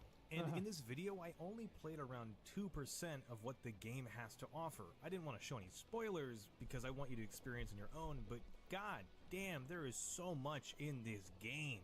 I think it's safe to say that No Man's Sky is a game that everyone should give another chance or play for the first time. Yeah, I never played this game. Maybe I should try that out after I finish playing Starfield or something. How many people can you play together with in this game? Are there like raids and shit or what? Four people? Are there like group encounters that you do with 4 people? Wow, that Especially actually since sounds they cool. just keep updating the game over and over, I genuinely don't know when they're gonna stop. So if you have a friend, or simply it's a weekend night and you have no plans, Oh my give No Man's God. Sky another shot. And while you're at it, go ahead and give my other videos a shot. Okay, bye.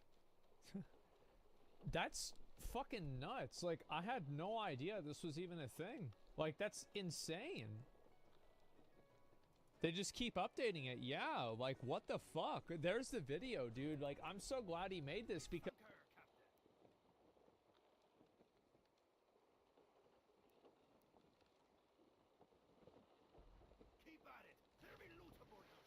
So these are the Straw Hat Pirates. Yeah, you're a crew. Nope, not not a crew. together. I'm sensing a little bit of tension amongst the crew. Not a crew.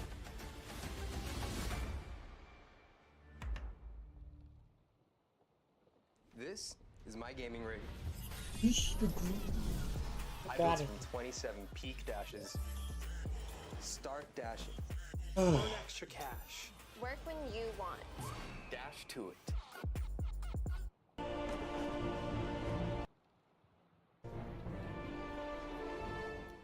By the end of the 16th century, Sweden and the Polish-Lithuanian Commonwealth formed into 2 powerful empires. Their interests inevitably clashed in the Baltics as 2 empires acquired lands in the region and became each other's neighbors. The War of 1600 to 1611 between the 2 states was inconclusive, but it opened the way to more conflicts. It was full of brilliant tactical maneuvers and even contained the glorious Battle of Kirkholm that symbolized the change in European warfare. Welcome to the new edition of Kings and Generals, the documentary series.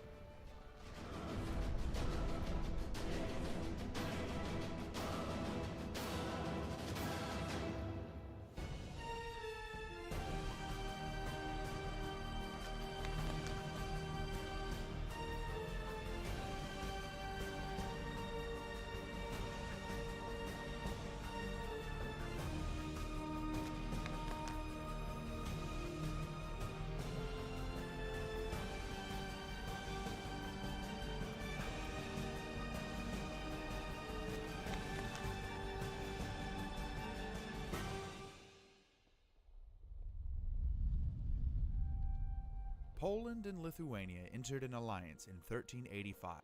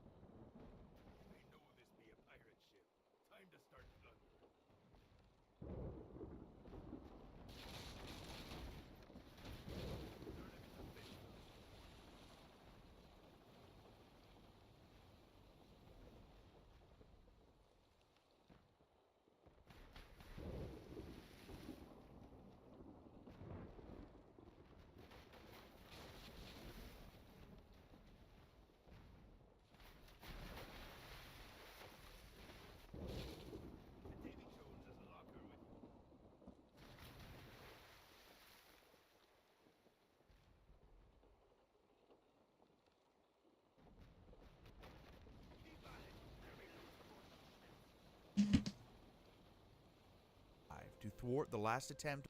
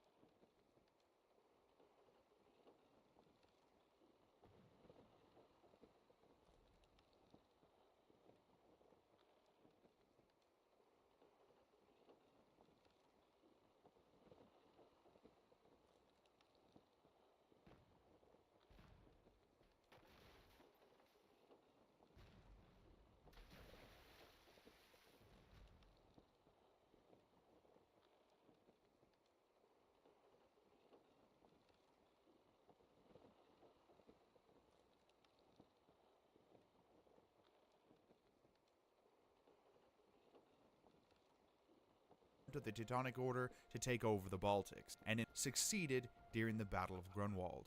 And so together they fought until in 1561 they were able to force the remaining Teutons, the Livonian Order, to sign the Treaty of Vilnius, and through it their allies now controlled most of the Baltics. The Union of Lublin united the allies into one singular state. This new entity was called the Polish-Lithuanian Commonwealth, and it was an elective monarchy, becoming one of the strongest states in Europe. Sweden was a part of the Kalmar Union, but the Swedish aristocracy led by Gustav Vasa tried to break free, and they were able to win the Swedish War of Liberation against Denmark and Norway between 1521 and 1523. Gustav I became king and established his new dynasty. He also led a reformation of the church, allowing Sweden to become Lutheran. Through struggle with the Hanseatic traders and the Catholic Church, he was able to strengthen the economy of the state and build a modern army. In 1561, Sweden acquired their first lands beyond Sweden and Finland, as northern Estonia became its vassal. Having lands in the Baltics put it on collision course with the Commonwealth and the Russian Tsardom. In 1587, the heir to the Swedish throne, Sigismund Vasa, became the new ruler of the Commonwealth. As Sigismund was a Catholic, him being elected was not a surprise.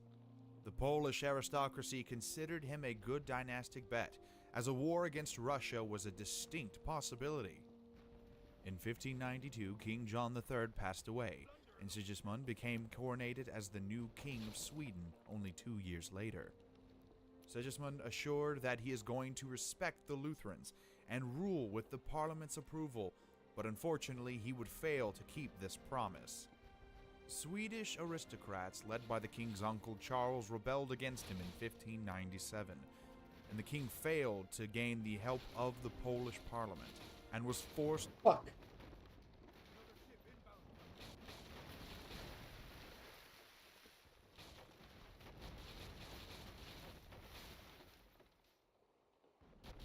to recruit a private mercenary army. In 1598, he landed in Sweden with Polish, German, and Hungarian mercenaries. Despite early successes, Sigismund lost the Battle of Linkoping and had to flee to Poland. Eventually, Charles was elected to the Swedish throne in 1600. From this point on, all policies of Sigismund revolved around his attempts to reclaim Sweden. He was eager to gain the full assistance of the Polish aristocracy and promised to make northern Estonia part of the Commonwealth. This would begin a war between the two states. Charles landed in Estonia with 15,000 men, as Polish forces were busy fighting.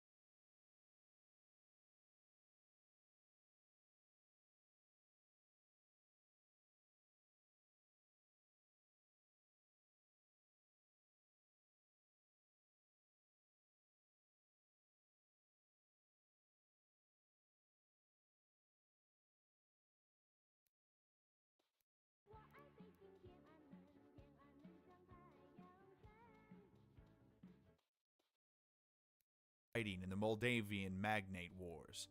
At the time, Estonia had less than 5,000 able-bodied men. The Swedes quickly took control of the whole Estonia and entered Livonia. Sem had to recall Lithuanian hetman Jan Chodkowicz and Polish Chancellor Zamoyski from Moldavia in June of 1601. Chodkowicz's army was able to win its first great battle near Kokenhausen. The Swedes lost 3,000, and the victory was achieved on the curtails of the winged hussars. Zamoyski's forces had more than 12,000 men, and they also moved into the area to push Charles' forces back. Soon, most of the territory occupied by the Swedes was reconquered, with only a handful of cities remaining. The biggest problem for the Commonwealth was the fact that they considered the conflict in the south more pressing, and neglected the fact that Charles was recruiting a new army back in Sweden to restart his offensive. Zamoyski and his army were sent back to Moldova, while Chodkowicz's forces received no payment or reinforcements. A new Swedish offensive began in 1605, as 4 different armies landed in Estonia and Livonia and threatened the central city of the region, Riga. The Polish leader Chodkowicz attempted to disrupt the enemy forces and not allow them to organize, but he eventually had to retreat under the pressure. Riga was now under siege, both from the land and the sea. Capturing this strategic hub allowed the enemy forces to cut Livonia from the Commonwealth. Losing it was not an option. So Chodkowicz force-marched his troops towards Riga to pressure the Swedes to dedicate some of their forces to face him. He reached Kirchholm on the 26th of September. Charles was informed of the Polish movement and decided to surprise them by attacking them with all of his troops. During the night of the 27th, he marched his army 17 kilometers towards Kirchholm in Latvia. We just spent a few days with the Navy Air crewmen, and it's been unlike anything we expected. One of the coolest things we get to do as a Naval Air crewman, we get to do search and rescue, and we also sometimes get to hunt for enemy stuff. Watch us in an Air Crewman Search and Rescue Challenge at sailorversus.com.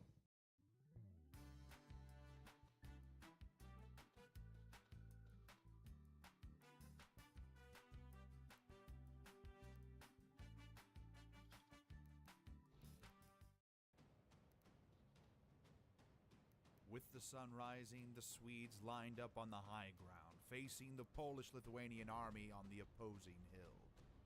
Their army was 10,700 strong, with 8,200 infantry and 2,500 cavalry, with an additional 11 cannons.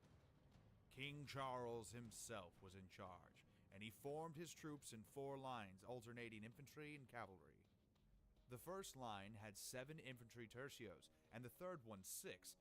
The other 2 lines had an additional 6 and 5 cavalry squadrons in the second and fourth. Cannons were positioned between the second and the third line. Each tercio had a few hundred men, and was a mix of pikemen and arquebusers. While the majority of the Swedish cavalry consisted of reiters, Charles knew that the Polish winged hussars could easily break his tercios, yet he hoped that this would break their momentum, thus allowing him to then successfully counterattack with his cavalry in the second line. The third and the fourth lines were ordered to move to reinforce the vanguard or cover the flanking attempts. Chodkowitz had around 4,000 troops, with 3,000 cavalrymen, mostly winged hussars, and 1,000 infantrymen. He recognized that he needed to create numerical superiority somewhere, and therefore positioned his troops in what was called the Old Polish Yeah, did you Border, see that? concentrated How we on all the flank. flew. Oh, that was fucking awesome. I always love that seeing that shit, 1,300 man. cavalry with 400 hussars, 200 raiders, and 700 Cossacks with That's extreme fine. left covered by 350 Tatars and 2 cannons right next to the Dwina River. His center consisted of 1,000 infantrymen, the Hajuks, with 300 hussars, 300 raiders, and 5 guns supporting them, and on the right, 600 hussars and 100 Cossacks formed into 4 lines. 200 hussars stayed in reserves. As the battle would go on and superiority was achieved on the left, the plan was to push Swedish forces away from the river and find drier terrain more suitable for the hussar charges. It would seem that neither side was keen to attack. The Poles were numerically inferior, while the Swedes were tired from their march and didn't enjoy the idea of defending against a hussar onslaught on the flatlands. Chodkowitz needed Charles to attack, so he ordered his center to feign a retreat. Charles didn't want to lose the opportunity to finish off the Commonwealth's army, and he commanded his forces to attack. The Swedes wanted to push the enemy towards the river, so most of their cavalry in the second line moved to the right flank. When the Swedish infantry in the center reached the slope just left by the Poles, they were attacked by artillery and then charged down by cavalry. Charles's right side seemingly was unaware of the forces to their left, and when the hussars and raiders engaged each other, the Swedes were attacked by the Tatars from behind. There was a disconnect between their vanguard and rear guard, so the latter was not able to help their comrades, and the artillery was unable to shoot in fear that volleys would kill their own troops. Still, the Swedish left was urged forward by its commander, while the Polish right eagerly waited to allow the enemy to move to dry ground. As all foes were tied down, Chodkowitz ordered his reserve to move to the right and outflank from behind. The maneuver was executed perfectly, and the Swedish left was broken completely. In the center, the Swedes were slowly retreating in order, but their own left flank crushed into tercios during the withdrawal, and they lost their formation. Half of Charles's infantry was surrounded. Commonwealth forces chased their opponents all the way to the camp in Riga. It was a crushing, complete victory for Chodkowitz, whose Oh my casualties were gosh. 100 lost and 200 wounded, while his troops had killed and captured over 8,000 Swedes. The remaining Swedes abandoned the siege of Riga and either escaped on their ships or retreated to their fortresses. And despite this success, the general failed to capitalize on his victory, as his unpaid troops mutinied and left him. He had to recruit a tiny force of mercenaries and pay them himself. Finally, the war ended inconclusively in 1611 with the death of the Swedish King Charles. Neither side gained new lands, and this war gave way to even bigger conflicts. That's a tale for another documentary. Thank you for watching our documentary on the Polish-Swedish War of 1600 and 1611. We worked hard on improving all facets of our video, so hopefully you enjoy them. Make sure you comment with thought, like, share, and subscribe. Don't forget to support us on Patreon, and visit Commissar Bro's YouTube channel listed in the description. That's me.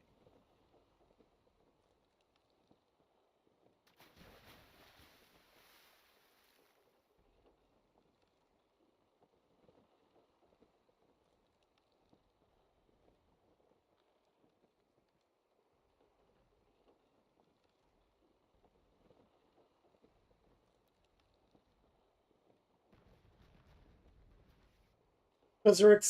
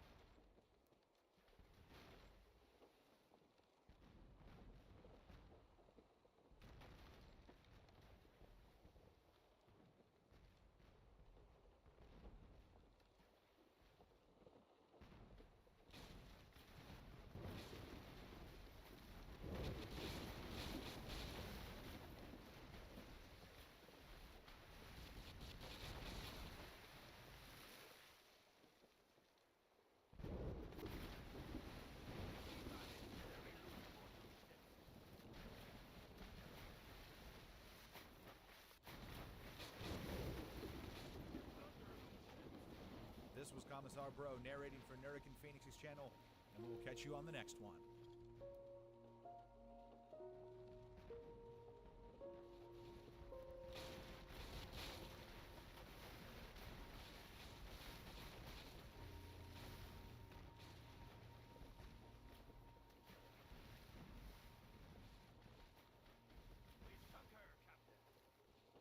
The Wells Fargo Active Cash Card. Earn 2%.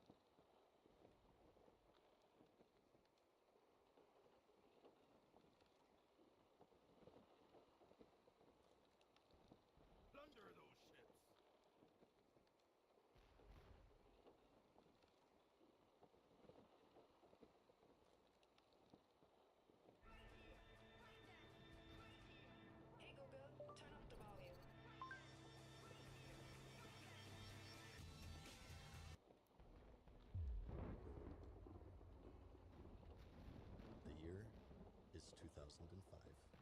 It's Friday night, you've just finished your shift, and you open up your flip phone to a text from your guildmate, Wanna Tink Strath. Little did you know, this was the best that life was ever going to get. The MMORPG genre that was thriving to enter an always persistent online virtual world filled with millions of other like-minded adventurers was a concept as mind-blowing as it was exciting, and today people are left with fond memories that are built to last a lifetime. However, as time has passed, it's become more and more apparent that their unique appeal has dwindled, and many lament that the magic that had once captivated them has faded. but they never seem to extrapolate why. Well, probably because they're just looking to vent and they don't want to fully commit, lest they come off as a no-life nerd. But luckily for you, that is something I have no problem with. So, what exactly is the magic? Well, in the context of the MMORPG, it's a combination of things.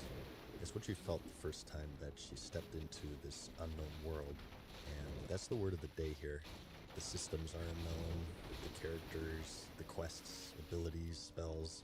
The magic is the feeling of wonder and mystery that you get from a world of discovery filled with other people to discover it with. You see, MMOs are a lot like fluid exchange. Everyone remembers their first time, you're level 1, you don't really know what you're doing, and you're also paying for it. It's that moment in the Ocarina of Time when you first enter Hyrule Field, or Final Fantasy VII, you exit Midgar, or you leave your house to refill on Hot Pockets.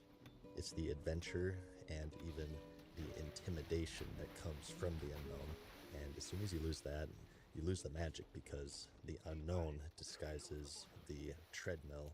And to understand this, we must first examine how games function on a fundamental level.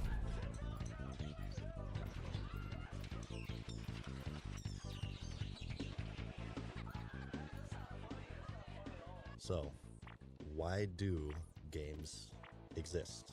They don't serve any purpose that's critical to our survival. They were created as mediums from which to draw entertainment.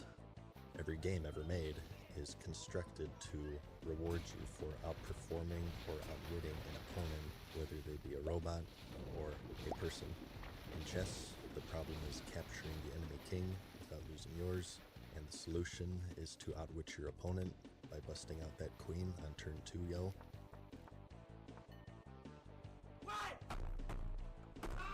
In XCOM, you have to make a 99% shot to kill an alien, and then you break your keyboard over your knee when you of course miss.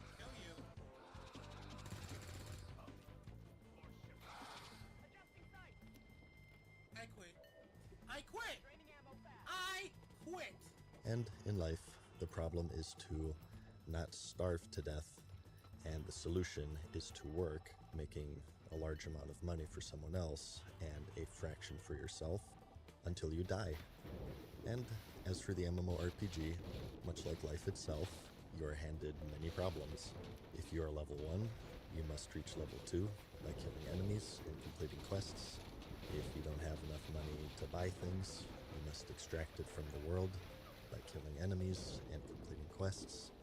Or by completely skipping the entire point of the game to begin with by purchasing currency. To advance to the next PvP rank, you must kill other players in-game. To unlock this vendor, you must farm reputation. And to upgrade your questing gear, you must clear dungeons. And to upgrade your dungeon gear, you must find 20 other people with nothing better to do and sit down with them for 4 hours a day so you can raid. The MMO is a special case though, because there's some complexities and variables at play. First is their multiplayer, meaning that user experience is wildly variable. Two people who pick the same race and the same class will have two extremely different experiences. And as for number 2, they are of course long form. This isn't a Zelda game where you just pick up the controller and you have a relatively predetermined amount of time before you hit the credit screen. Content, character progression, and ways to pay real money for character progression is constantly added in order to extend or even erase the finish line entirely. And not only that, but even the direction and quality of the content changes as the people developing them and those playing them change. But even though they are perhaps the most complex genre of game, they can all be broken down into the following. Whether it be PvP, raiding, currency accumulation, collections, or even things such as social status, the goal is to extract advancement from an online world, where each day, no matter how minuscule it may be, the player is able to progress in some way. And the method for delivering this progression is known as the carrot and treadmill system, where the rewards are represented by the carrot and the method of obtaining them by the treadmill. and it's the very tough job of the developer to create both the rewards and also the obstacles that the players must traverse through or around to obtain them. And while a skilled developer will be able to create a treadmill that's fun and rewarding, an exceptional one will be able to disguise it such that the player is completely unaware of what lies beneath their own feet. Or, alternatively, you can just sell the player the carrot. So, for everyone's first MMO, not only are they unfamiliar with this design, they aren't even aware of its existence. They barely even know how to play, let alone the mechanisms running behind the scenes that drives them to play. Train fall rebates are back. For a limited time, get up to $2,500 in combined fall rebates on brand new Train comfort systems. Hurry, offer ends November 15th. Some restrictions apply.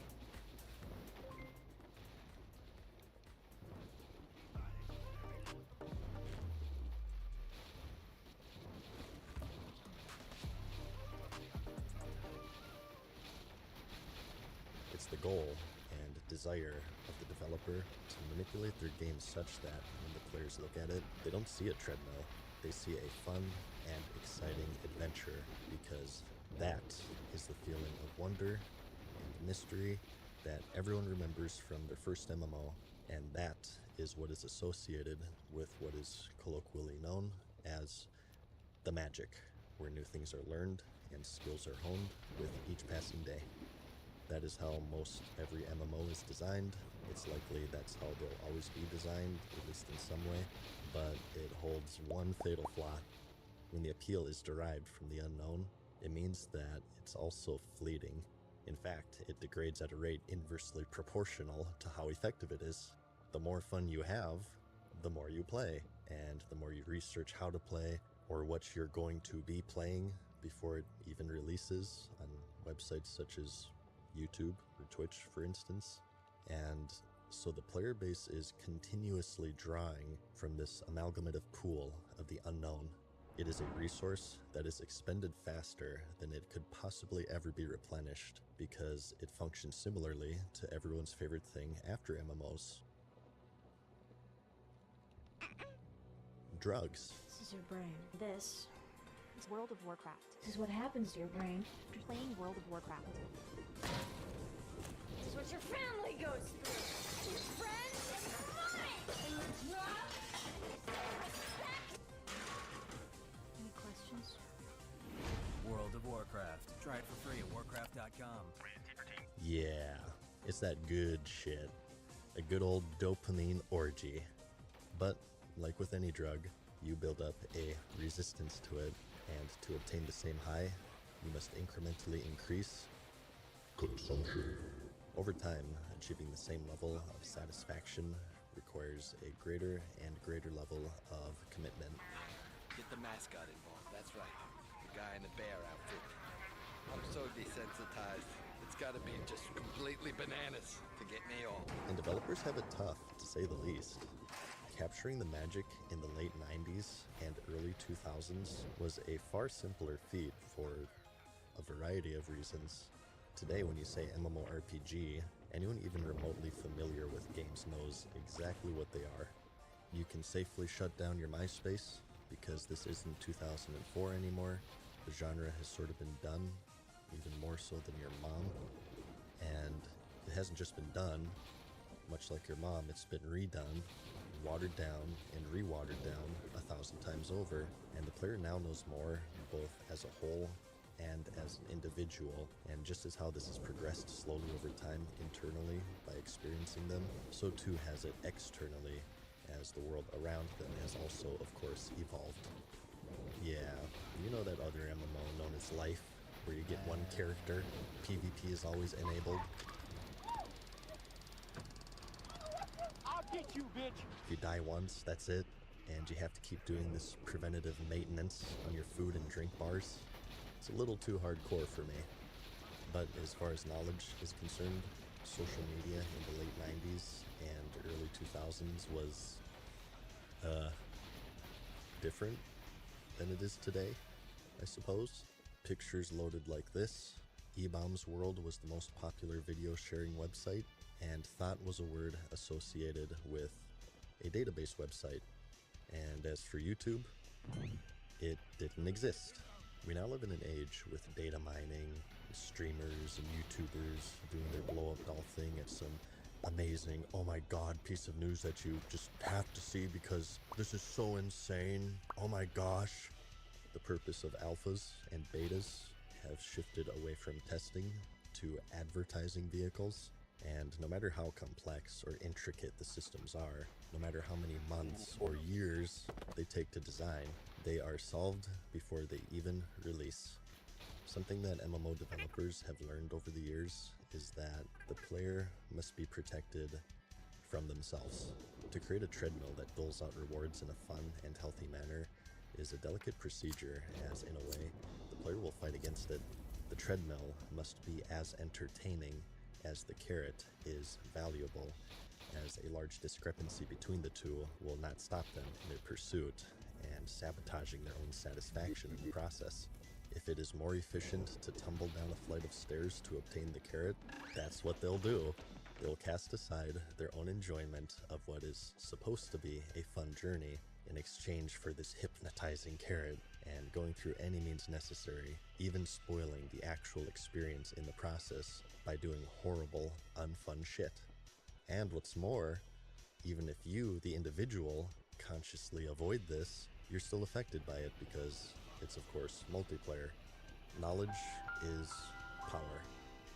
And not just in the world of video games. And luckily, engorging your brain with infinite knowledge is not only easy, but free with Brilliant, the premier way to learn math, data science, and computer science. Brilliant is an online tool that makes learning fun, interesting, and exciting, with thousands of lessons to accommodate people of all backgrounds. From beginner to advanced, your lessons are customized to suit your specific needs and tailored to fit at your own pace. And the reason why it's my favorite learning tool on the Citadel is because it's gamified. Each lesson you complete gives you experience points, there's a leveling system, and even leagues that you can compete in if you're like me and you're competitive, like the time I got rank 14 in the recreation of a 15-year-old video game.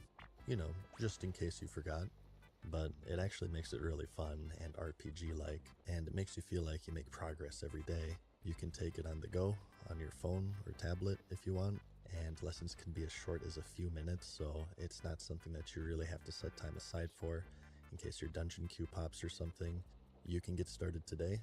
The first 30 days are free, so there's not this huge commitment, and the first 200 people to use my promo URL at brilliant.org/madseasonshow get 20% off the annual plan.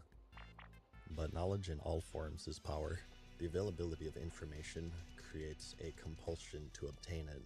A player who knows the optimal rotation of their class, the strategy to kill a boss, or the best way of farming currency, or the best strategy in PvP will vastly outperform a player who doesn't.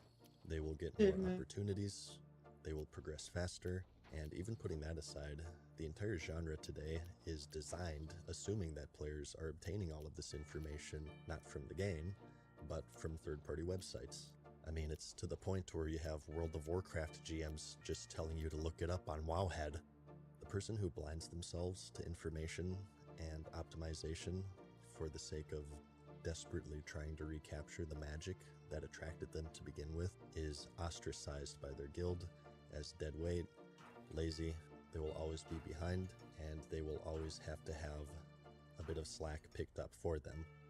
So, whether it be forums, streams, YouTube, Discord, information is as available as it's ever been, and combined with the fact that it's human nature to play games as efficiently as possible, what used to be an ocean of the undiscovered is now a puddle that's desperately lorded over by a player base with a full belly and a question in their head asking, where's the magic gone?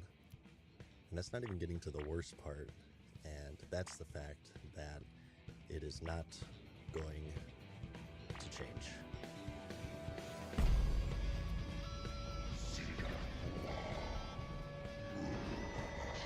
The MMO is also on the decline because it's a genre that encourages iteration over innovation. Haven't been to the dentist because you don't have insurance? Don't put off your treatment anymore. At Selma's Dental, you have many benefits. But before you paint a target on the back of modern MMO developers, the true source can be traced back to the year 2004 with the release of an MMO that you may be familiar with. The success of World of Warcraft both reinvigorated and doomed the MMORPG genre, as it brought in an audience so large that it ended any questions regarding the magic formula. Up until this point, MMOs were in their growing stages. The genre was as popular as my Tinder profile, and while some saw moderate success, partly due to their expense and large time commitment, there had yet to be one to find a formula popular enough to break into the mainstream.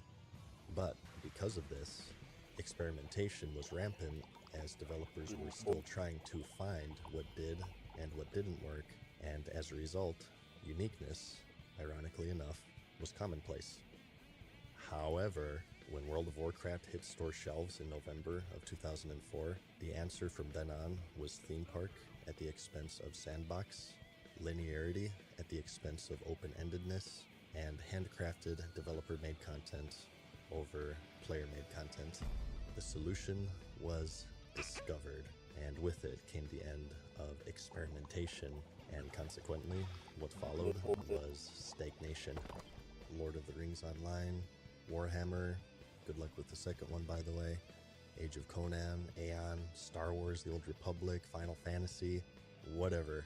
You level to the max through a mostly linear campaign of quests, do dungeons, after dungeons you raid, PvP, maybe cyber, and then complain on the forums that there's nothing to do until the next patch comes out. And it's pretty easy to understand why. It's because experimentation most often results in failure. MMOs are extremely expensive to develop. The ongoing support that they need is astronomical. The worlds they demand are massive. The systems are complex, as their effect largely depends on the ever-changing community. These aren't single-player games where developers can create these contained experiences to be played in a very controlled and specific way. In a Mario game, Person A is going to relatively have a similar experience to Person B, and this can be said for most any single-player game, with the exception being the more open-ended ones, such as Elder Scrolls or Elden Ring, for example. What in oblivion is that? Yeah! But still, most people that finish a game do so in a pretty similar and controlled fashion. However, in the world of MMOs, there are hundreds of different activities and different ways to play, whereas one player primarily raids, another PvPs, another collects, another gathers resources, or maybe this other guy just quests, or cybers, or maybe a little bit of everything. And due to the fact that they are generally designed to be experienced with other players, an uncountable amount of variables are introduced that have drastic effects on player experience. A new player in scenario A may get into the game and happen to run into someone whom they become friends with, join their guild, become friends with them, raid with them, and before you know it, it's 20 years later, and you're about 30 pounds fatter and 50% balder. Alternatively, in scenario B, this very same player, maybe instead of meeting a friend, instead met an asshole. Maybe they only last a few weeks. The game is exactly the same, barring add-ons. When they're installed, everyone has the same files and the same interface, and the same problems, and the same tools with which to solve them. Yet, the experience is so drastically different, and systems that are designed to be played one way may be played in a completely different way, and as a result, designing them becomes extremely fucking complicated. So, in an effort of avoiding vagity, let's go over an example from everyone's favorite MMO. It's the third expansion, you know, the shitty one, the Cataclysm. There was a PvP island called Tolbarad, and it was an open world PvP zone, much like Wintergrasp or later Trash Can, and it was designed to be a form of battleground back when the game actually had two factions. The goal was to capture a fort, and the side that won had to defend against the other side that previously lost. So, That's how it was intended to be played. But as it turned out, because attacking was way harder, it was made to be more rewarding. Makes sense, right? Nothing could possibly go wrong with this. But uh-oh, carrot shiny. So what happened instead is that both factions came to a mutual understanding. Because winning through attacking was so much more lucrative, it was much more efficient for both sides to trade wins by losing intentionally when defending and avoiding a long, drawn-out battle that results in fewer rewards for everyone. Because who in their right mind plays video games just to play them, right? What are you, a casual loser? So, because of this broken system, it was very difficult to get in when your faction was attacking because, while no one is going to queue for a fruitless guaranteed loss while defending, everyone is going to queue for the fruitful guaranteed win while attacking. So because of this, the number of attackers vastly outnumbered defenders, so much so that there wasn't even enough room for them, but you could cheese it if you were technically in the zone when your side won, and that's what this madness is about before you. This was the bridge dance that people would perform when they're trying to be in the zone when their side won, while trying to avoid being teleported out due to the battle being full. And not to stick on WoW too much, pretty much this exact same scenario would also be repeated in Ilum in Star Wars The Old Republic on its release. So not only does this cost a lot of time, it also costs a lot of money, so resources are more often dedicated towards the systems that are proven to work, as opposed to the systems that might work if the players fucking behave. Which is why you get another copy-paste of the Timeless Isle with every fucking expansion. And that is why most every MMO has a simple formula of level to the max, dungeon, raid, PvP, and then pumping microtransactions through every possible orifice. Straying away from this proven financially winning formula is an enormous risk, and you need to look no further than New World as one of the most recent victims of deviating from it. And so, after like 30 minutes of monotone narration, we finally arrive to the truth that's about as depressing as my voice. If experimentation is absent, so too is innovation, and without innovation, there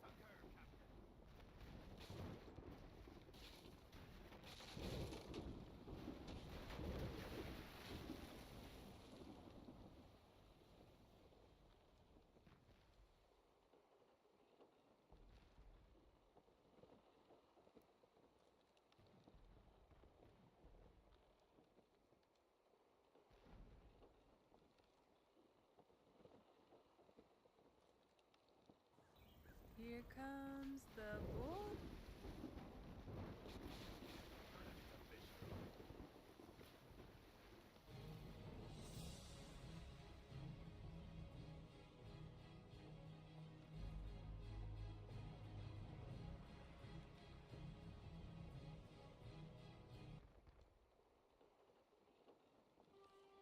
That's hardcore, hardcore. Yeah, that's hardcore on the next level.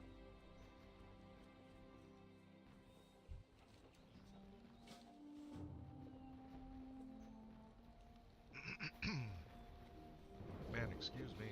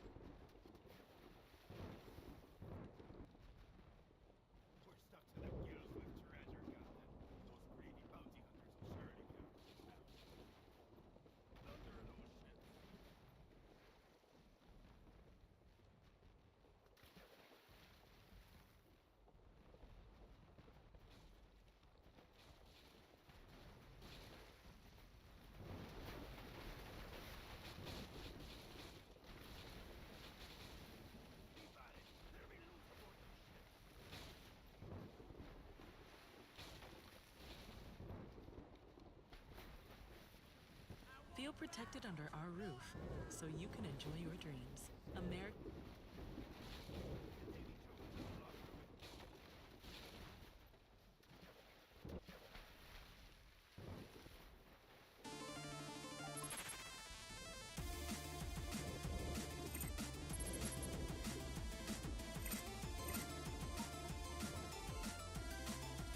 Oh my goodness gracious, we have another boss from the Corporate Clash 1.3 update!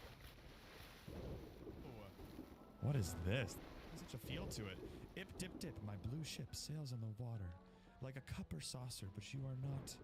What? This is cool! Wait, I have visitors. There she is. Oh, hi there. I was just spending some time by myself. Do you know Ip dip? I can teach it to you. This has such a tranquil vibe to it.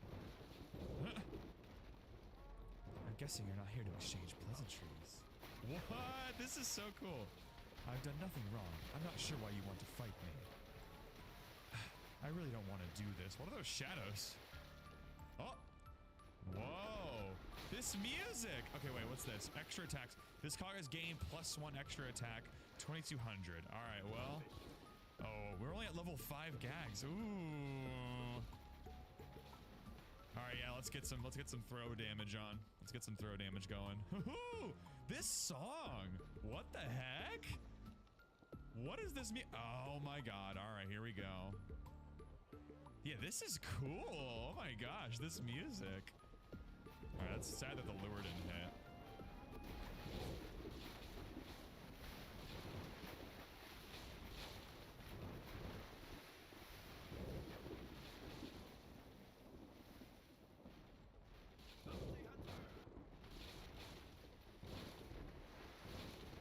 After obtaining my brand new weapon, Sword of Serenity, and the Vanquisher's Sword.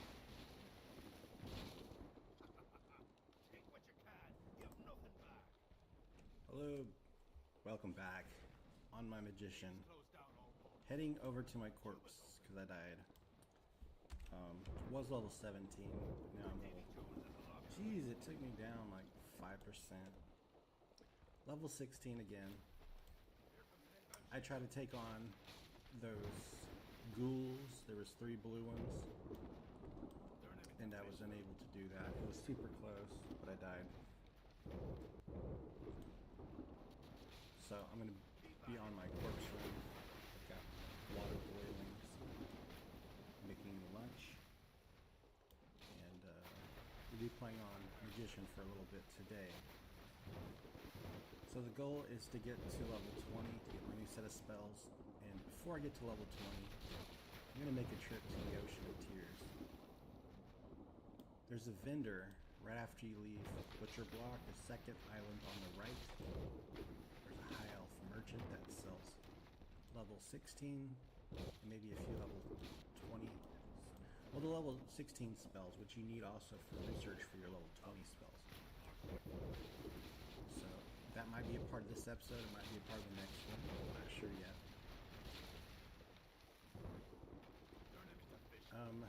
Yeah, I was struggling on the ghouls, so I didn't expect to struggle that much.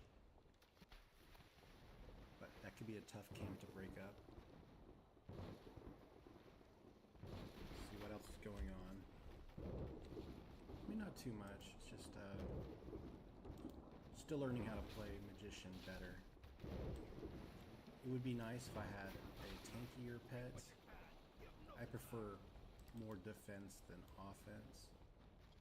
Gives me a chance too when they have less offense for me to take the experience, make sure they don't take half of it away from me.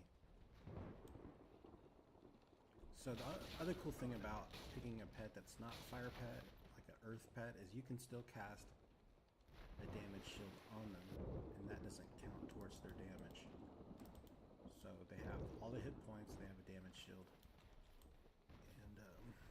So yeah, I'm trying to get some other pets. Right now I only have the water pet because that was the only one available on the vendors in Kinos or anywhere else except for the Ocean of Tears. They want you to research those spells at level 16 and beyond. So as far as leveling options, I have bandits again. I have random mobs wandering around the West Karanas. I have raiders that are probably just green to me now. Still giving XP, but that'll be a slow grind. But it would be great for platinum. There is the Eastern Karanas. Plenty of mobs there to fight, including the Null Reavers. Shit. I could go back to Black Burrow as well and kill some of the elite Null guards. Collect some Null to go into the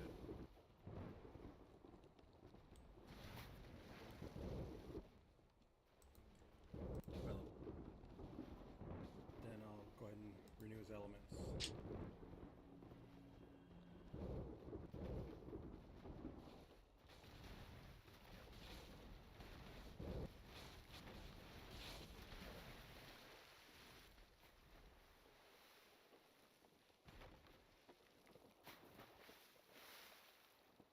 Quick cue, we make the same amount of money, you just bought a home, and I'm still renting. What's up? You really want to know? It's a Rocket Visa signature card, and basically, anytime you swipe or tap, you get 5%. Yesterday was an amazing day. We got the BFD Giga Wand. No more, oh guys, what a crazy wand we're getting. No more of that for the next 20 levels. So is there anything to even live for? There is professions. We need to make the tailor boots. We also need to enchant our insane stick with 3 spirit. I believe 3 spirit might have a little glow. That's big. We need 125 chat. 125 for the boots. The most intense crafting theme. What a day this is gonna be. So much adventure ahead of us. Is there anything more exciting than crafting? I can't think of anything right now. Maybe wandering. God, I want this. Enchant 300 weapon. Lesser spirit. We will Google it. It's a drop. Auction house. Quickly. Quickly to the auction house. Surely this was not a waste of time. Nice. Oh my god, it's happening. Okay, I'm excited now. I just want a little glow on the top of my stick. I want to feel the power, you know? Come on, give me a little glow. Give nothing back. A little something, something.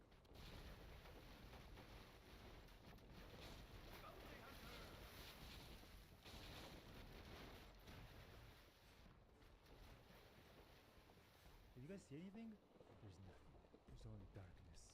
We're gonna make a Rune Silver Rod and we'll go to Undercity to learn tailoring so we can make our insane boots, so we can equip our insane boots, so we can have an extra.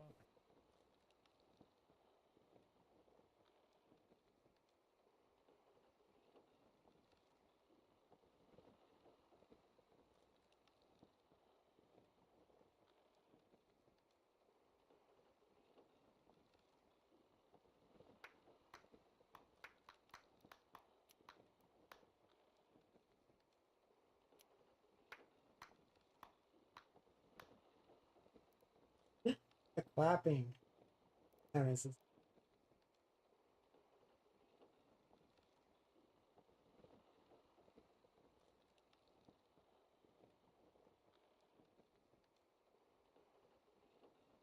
Here's to the healthy heroes. This is our refuge, where we forage. What is up, guys? It's your boy Solam here, back with another Twins and new. Be divided into class sections for easy access to whatever class you want to play. Either we have new abilities, we have the Olkin Frenzy, hopefully I said that one right. Attacks done to you while in Moonkin form have a 15% chance to cause you will see a star instinct like to energy regenerate by 100% while in cat form.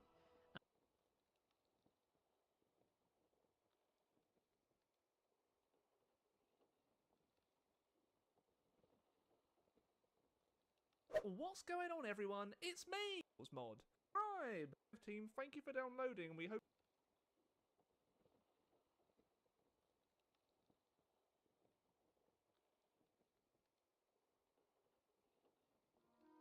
Hello, my friends. CJ here. We are back in Classic WoW today.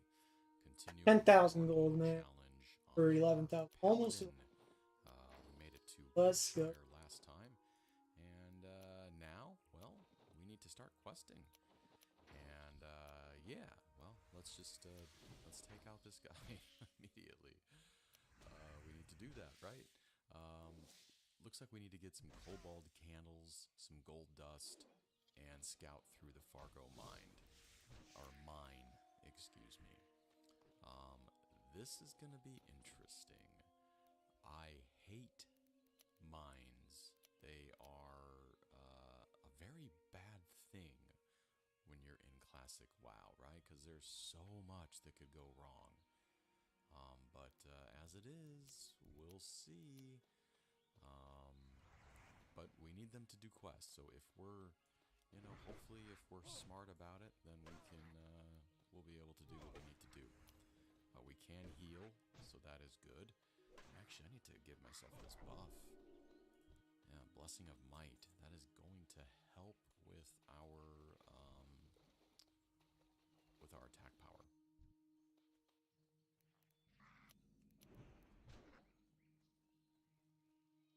I vowed that I would never return to a mine, but it is what it is. Alright, well, we did get some gold dust, and we got a large candle, so that is a good thing.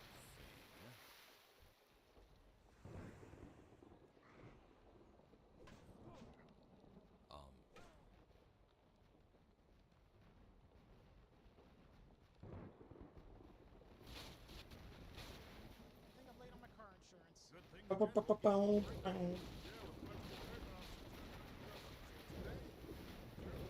Anyone that's played Expert Realism in Left 4 Dead 2 can tell you that it is brutal.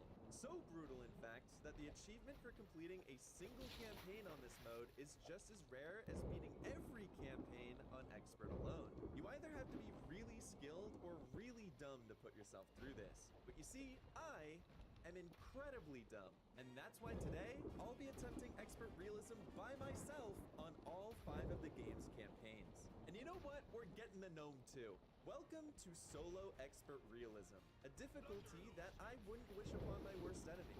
Along with the ridiculous infected spawn rates and heavy-hitting damage of Expert, we also have to worry about the realism modifier. With this turned on, enemies take half as much damage to the body, and teammates can no longer respawn in restrooms, and outlets around almost everything important have disappeared. So, will I be able to do this and rescue our gnome friend without losing my mind, or will I fail spectacularly?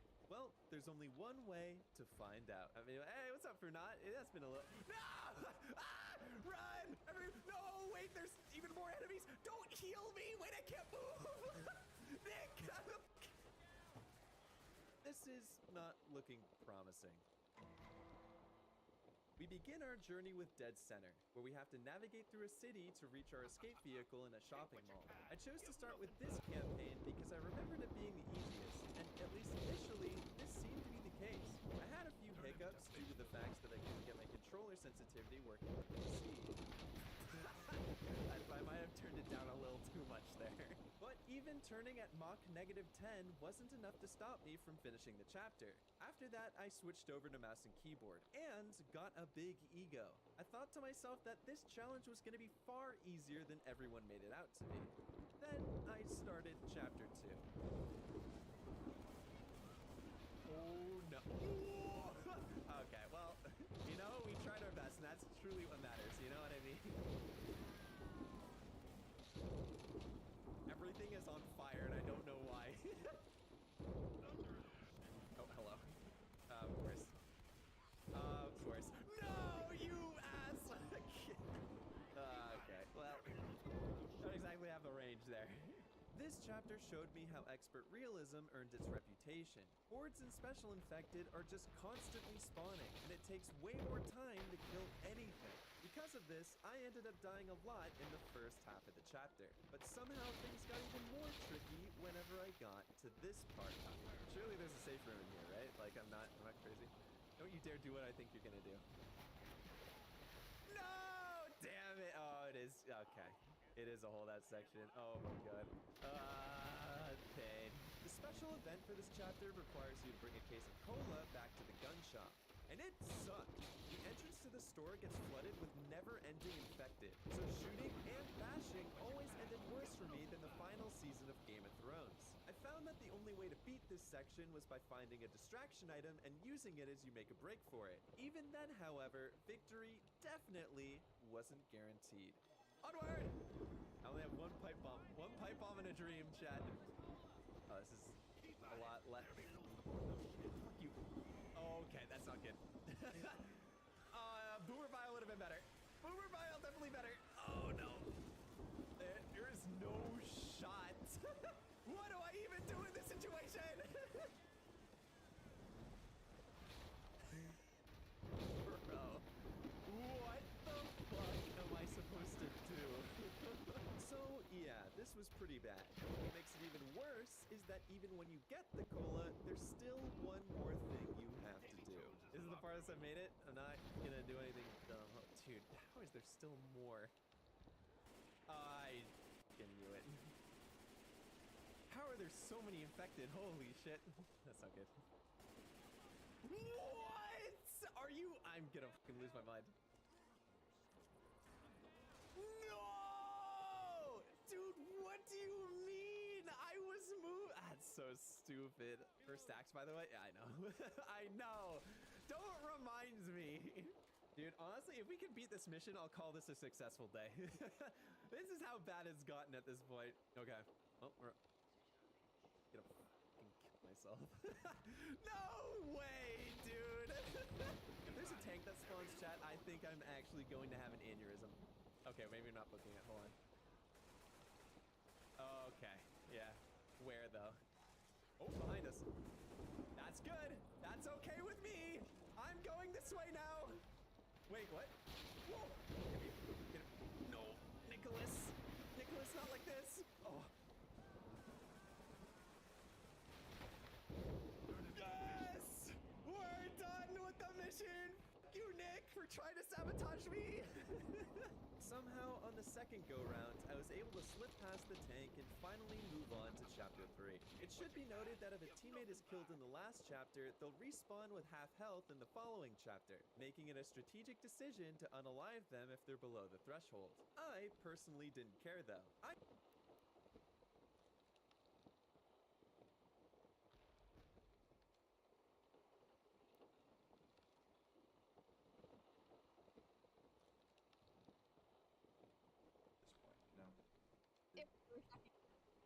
For those of you who don't know, the same thing happens.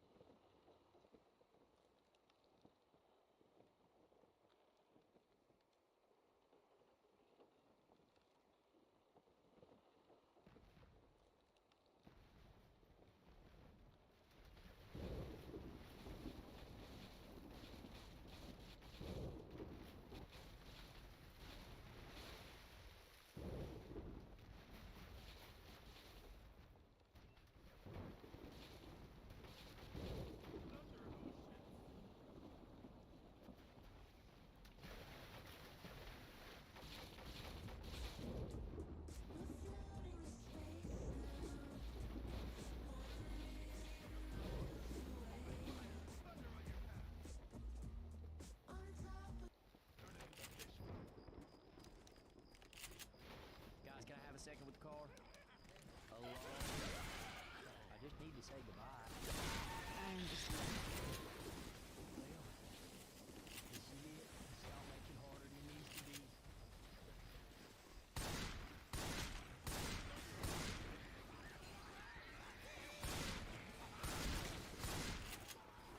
Boomer file here. Push no key. Watch out! Watch out! Grabbing a crowbar. I'm right behind you. Gotta reload! Get it off! Jackie! Look out! Reloading here!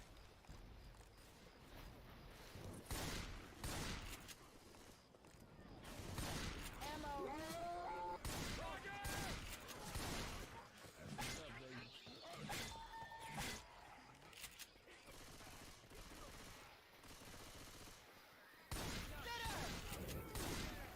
Hey, I'm reloading. What the? Do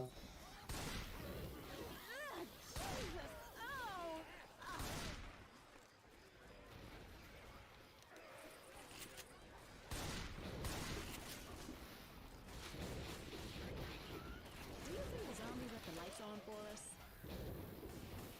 All right, let's go.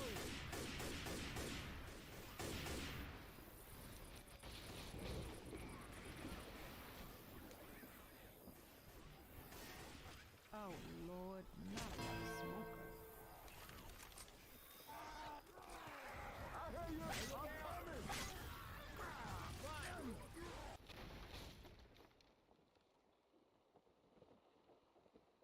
Oh shit.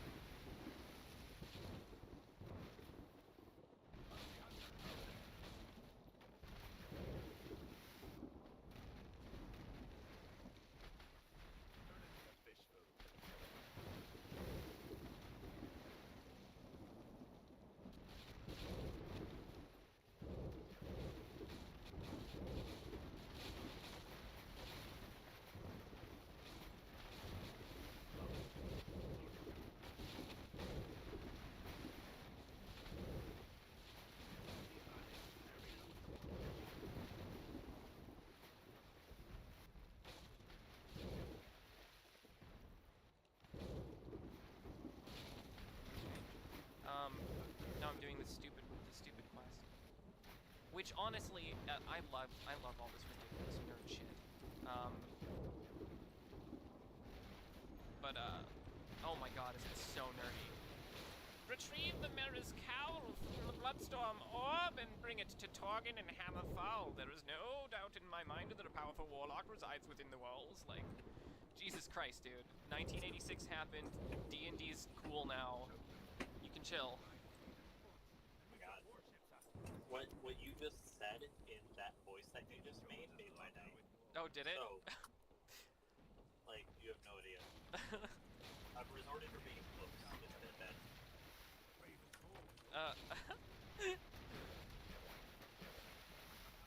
I'm glad.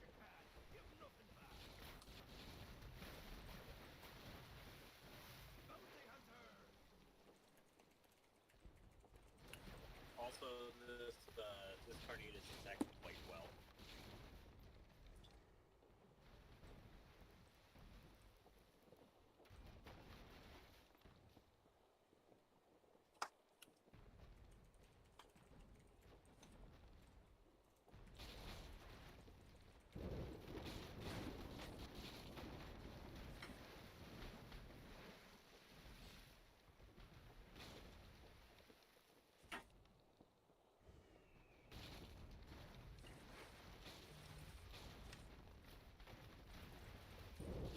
Got hit by an explosive.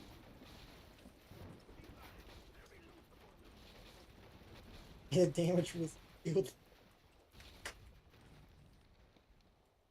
Moment the heck the guy. Okay,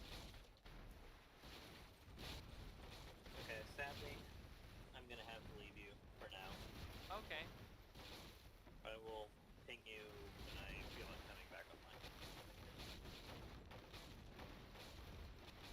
Goodbye, good friend. Good luck trying to kill all these. I don't. Not wolves, but kobolds. Yeah, I did. I just came across the coolest shit ever. An entire guild of people RPing. Excuse me?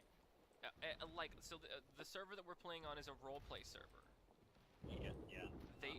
These people are active role-playing? Yes, but not only are they role-playing, like, solo, like the few people I've come across actually role-playing are. These people are all in a fucking guild, all wearing the same armor, or like all of their casters are wearing the same gear, they all have the same tabards on. They're all organized in a fucking, like, formation. They have, like, a leader delegating orders, and they're using in-game chat. Like, oh my god, the orcs are speaking like orcs. This is so fucking cool. Okay, that's pretty rad.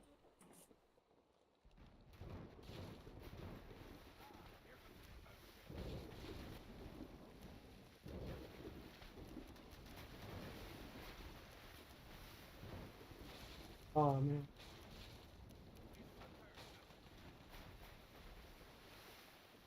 Lagging like crazy.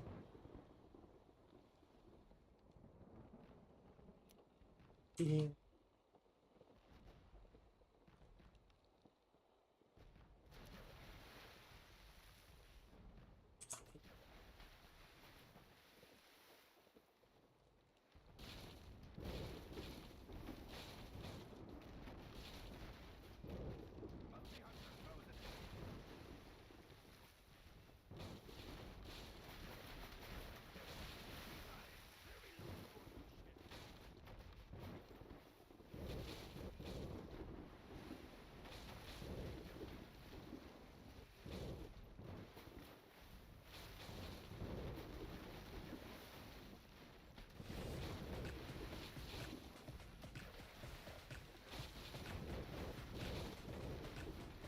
From my experience playing Classic WoW Hardcore, these are my favorite classes to play, as well as my least favorite.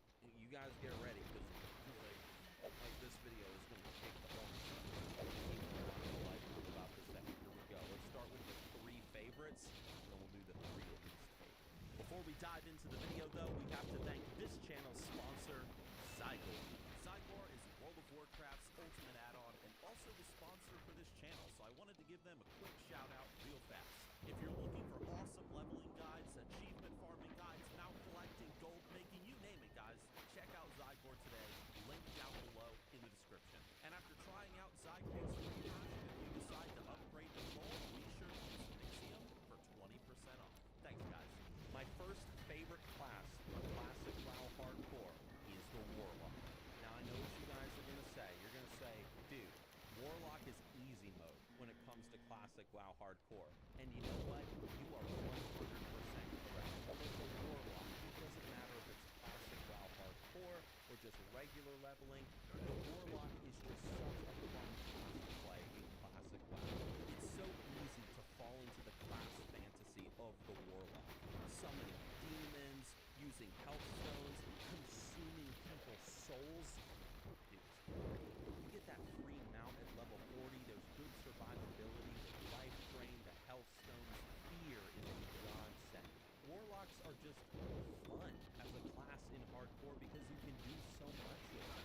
And there's so much to look forward to, like getting your new pets, and you really feel like you're on an adventure as a Warlock. The only downside of playing this class is, yeah, it's pretty easy compared to the other ones, and no one's going to pat you on the back for hitting level 60 as a Warlock. You're going to have a really good time along the way. If you've never played Classic WoW Hardcore, Warlock is always the class I say, yeah, play the Warlock first to get into Hardcore. You'll have a good time. The second favorite class of mine in Classic WoW Hardcore is the Warrior. That's right. kind of the exact opposite of the Warlock. The Warrior is considered the most challenging class in Classic WoW Hardcore, and for good reason too. You're incredibly gear dependent, your self-healing is non-existent. If you pull one too many mobs, you are guaranteed to die. How many Warrior lives has Fizzle claimed out in Duratar? Pac-Man Hill's Family Crypt, I can only imagine. You're gonna have so many close calls as a Warrior, but you're also gonna make so many memories of getting those gear upgrades and friends that you're gonna make Run. along the way. Holy shit, Something run. I also really appreciate about Run, Warriors, dude. kind of what I just said, Holy like they're fuck. gear dependent. So when you get those professions like blacksmithing and you get like those armor upgrades, you really feel it. And it's a huge accomplishment as a warrior to progress through the world and get a new weapon. It's delightful. Yes, they're difficult. Yes, they're a challenge. Yes, they're gonna put some hair on your chest. But if you manage to hit level 20 as a warrior, you have the community's respect. If you hit level 40, dude, you've got a high place of honor as a hero in the hardcore community. And level 60, dude, you are just a godsend. The warrior, awesome. You will die a lot though.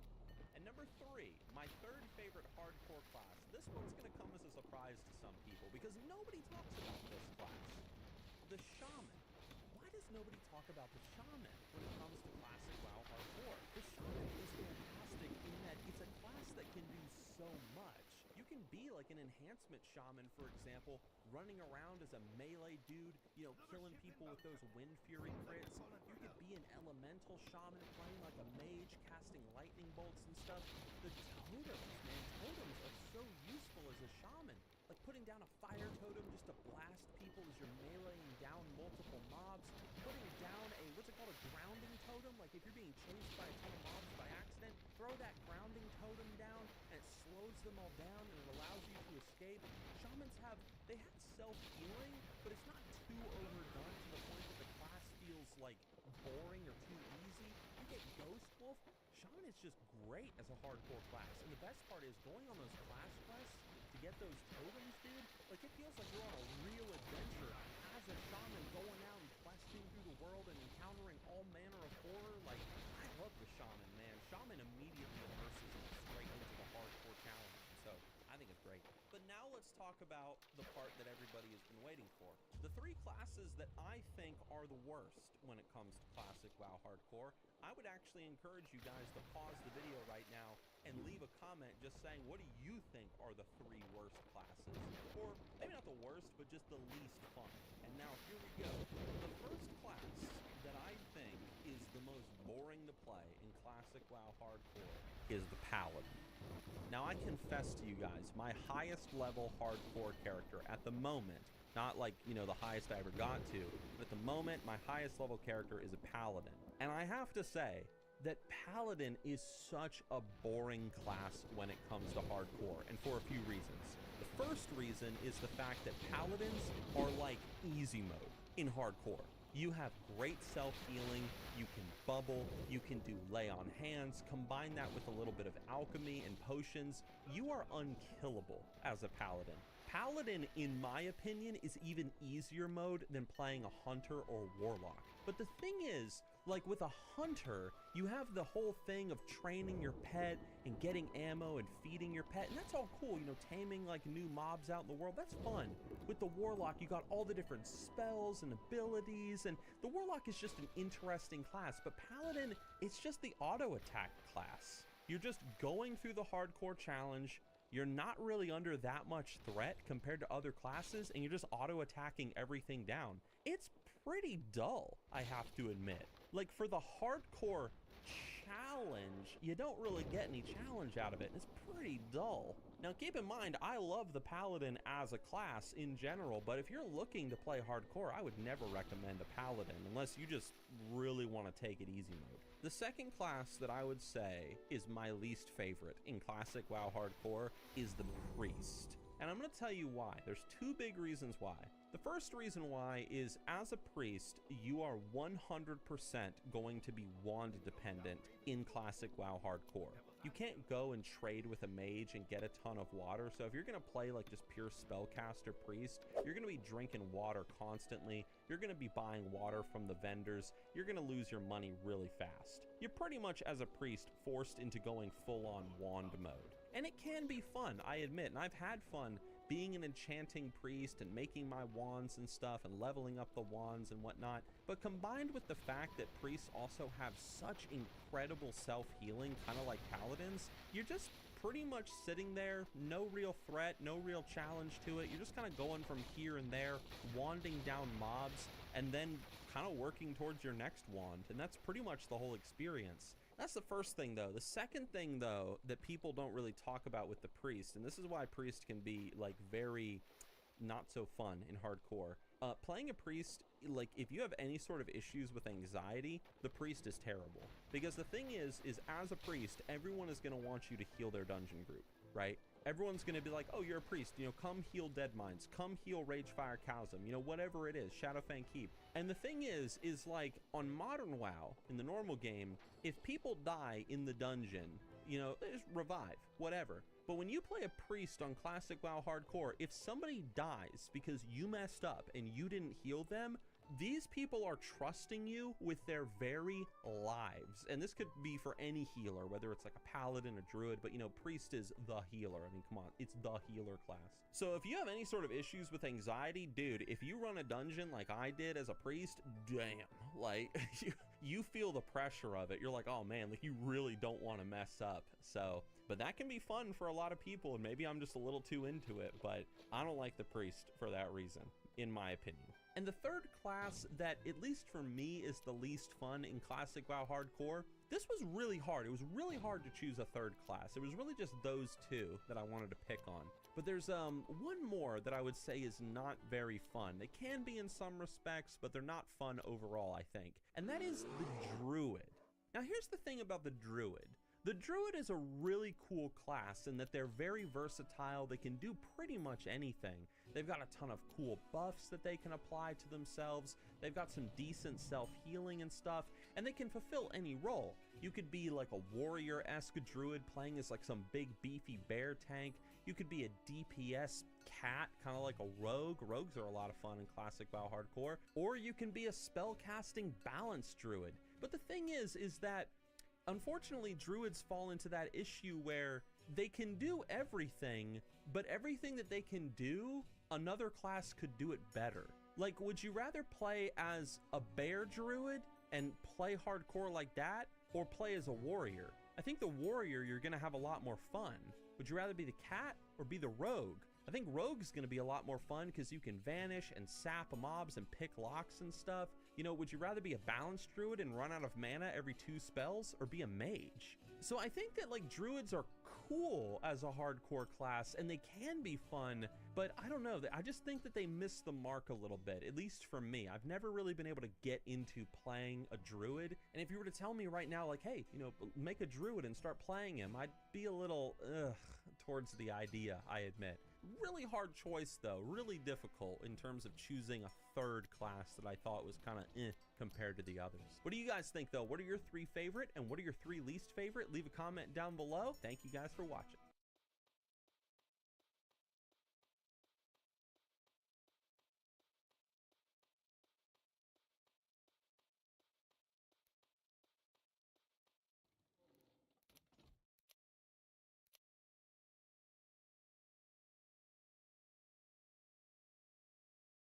Oh shit, those are the brand new weapons. These just came out this patch. Holy shit, that is impressive. So, Urkins has been playing a lot of Lost Ark. Number 1, this is a thought set. All of the pieces there are from a long-forgotten era before Blizzard was embroiled in half a dozen different sexual assault lawsuits. And you can see why those lawsuits probably happened in the first place. This is the most original Demon Hunter player? I think it could be. Gentlemen, it has been 10 months since I did my last transmog competition. Back then, we were only playing World of Warcraft. Our eyes were bright with desire, hoping for the betterment of the Shadowlands. I took a break from streaming for a while. And it's been 10 months since I've done one of these. An event that used to be weekly has now never happened for nearly a year. Today we return if you come in with something basic, something simple, something easy, something boring, something dumb, I'm just gonna fucking kick you out. Let's get this started. B-Stat from the guild Ex-Oblivious. So obviously this is another really boring fucking transmog. Those shoulders and gloves and also the legs right there are from the Relentless Gladiator set that comes from Wrath of the Lich King. This set was absolutely amazing. It was great. The boots and the gloves right there are, sorry, the belt as well. That's the Grievous Gladiator. It's season 14 of Mists of Pandaria. The helmet there are the goggles from Engineering. Everybody knows what that is. And also we have the two clown weapons, okay? The Cloud Song Glaives. These come from getting gold modes in Warlords of Draenor. And he has the Sinfall enchant, which means that he got 2.1k in Shadowlands. About to say Mists of Pandaria, not quite. We're all here because we're committed to the biggest question of... And he's got a Swift Spectral Tiger. And it does have the armor on the tail, which means that it is swift. Now, B-Set, let me be honest with you. I have never seen a more boring and unimaginative transmog as this. Your combination of two PvP sets that vaguely work well together is not fooling anybody. You're not tricking anyone. You came in here with the most basic set possible.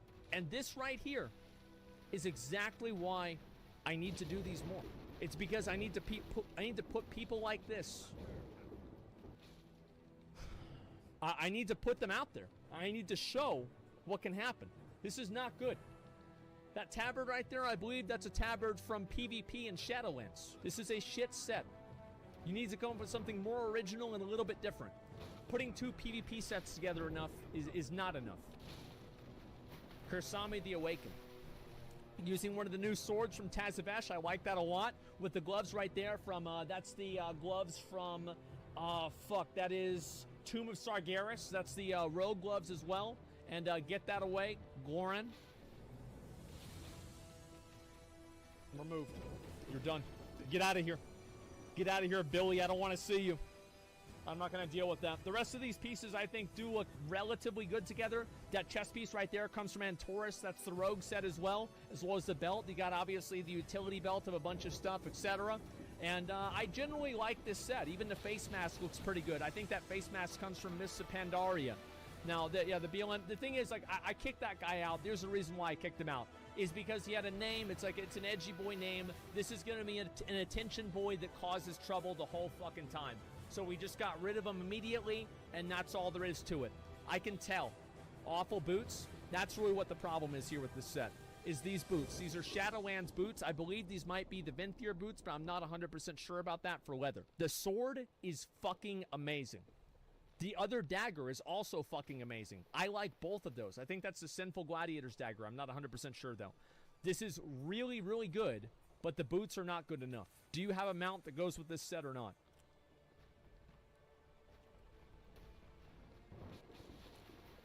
I mean, to be fair, that does look pretty fucking good, guys.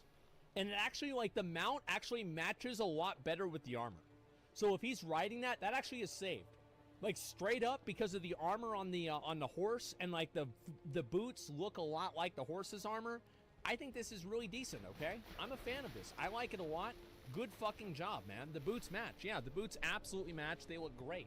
So, yeah, this is an amazing job. You did really, really well. I'm proud of you. Genshermany, good fucking job. Next one. Next, another faceless one. Helmet right there from, what's that? Is that a Throne of Thunder as well? The leggings and the boots as well. Let's see here. The tabard there, that's the Reputation tabard. And the shoulders there, I forgot where their shoulders are coming from. And where's the sword? Oh, this is the Primal Gladiator sword with the Breath of Yulon enchant on it. I kind of like this. Cathoric, thank you very much for the 10 gift community subs. I appreciate that. Thank you very much. I actually kind of like this. So you guys, am I crazy? I think it looks pretty good. It's not amazing or anything like that, but it does look pretty good.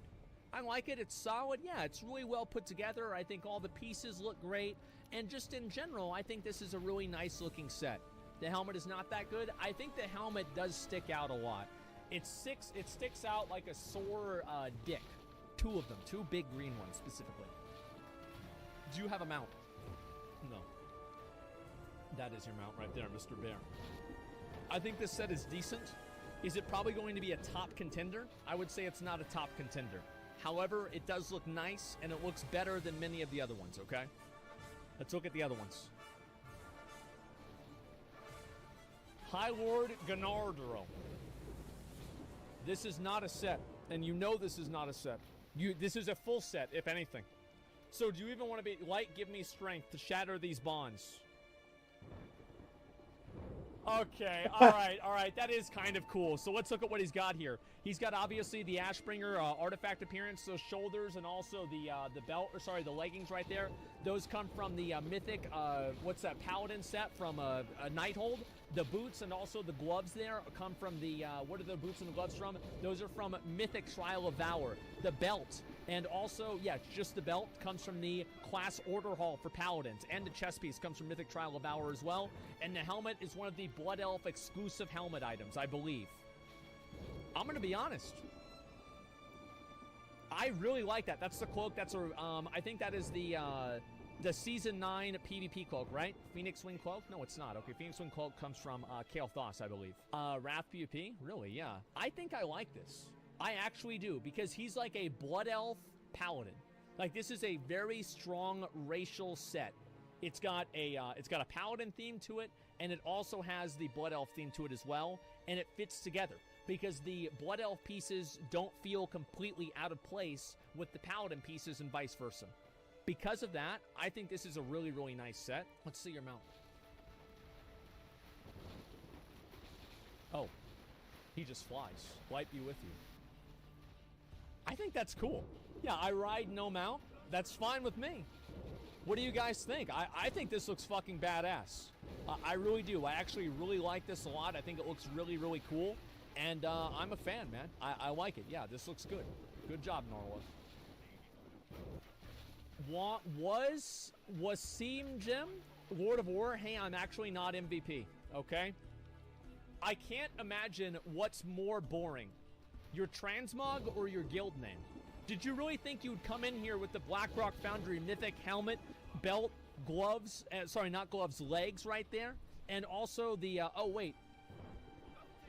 Actually, you know what? I really like the different shoulders. Because this shoulder right here is the Elite Gladiator set. This is the Elite Dominant Gladiator shoulders from Legion.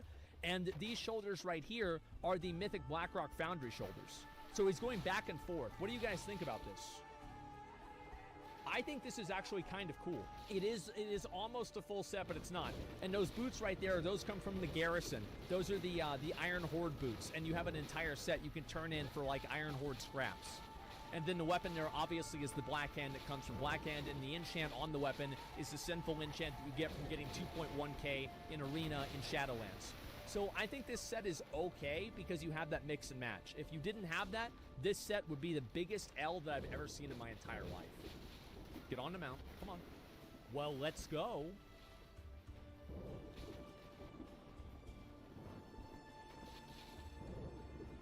Is that your final answer? Is that your final answer? The gray camel. You're really going to come at me with the gray camel. Now listen. I understand, yes, it's your final answer. You are not going to become a millionaire today. Let me tell you that. Sorry to say. The mount sucks big dicks. And I'm going to be honest with you. If you had just gotten on your gladiator mount that you tried to just accidentally... Oh, oops, I just accidentally got on my gladiator mount. Oh, somebody can see it. Oops. Oh, silly me. Yeah. Yeah, I see you. I see what you're doing. I see your tricks. The set is okay. It's innovative in a small way, but not enough. The mount is a joke. And you've got a little baby one, too. Camel. Yeah, real fucking funny. All right, so we've got this set right over here. Obviously, this is pretty much like... Isn't this pretty much a full set? Yeah, this weapon right here comes from... that comes from Kilrog in Hellfire Citadel in Warlords of Draenor. Yeah, this is pretty much a full set, guys. It's me, Verheat. That was the stupid little gnome. That was the stupid little gnome that had the, you know, the young Anduin on a leash. And he came into one of my fucking competitions. Now, Pally Mike, I don't know what to say. Why you decided to come in here with a full set, but I don't even know 3,000. why I'm asking you this. Can you get on a mount? Can you get on a mount to show us what you're capable of?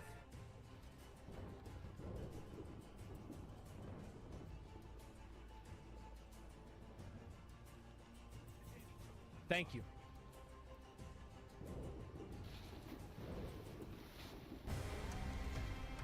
Since the start, we've talked about building this game alongside the community, and our founders packs are.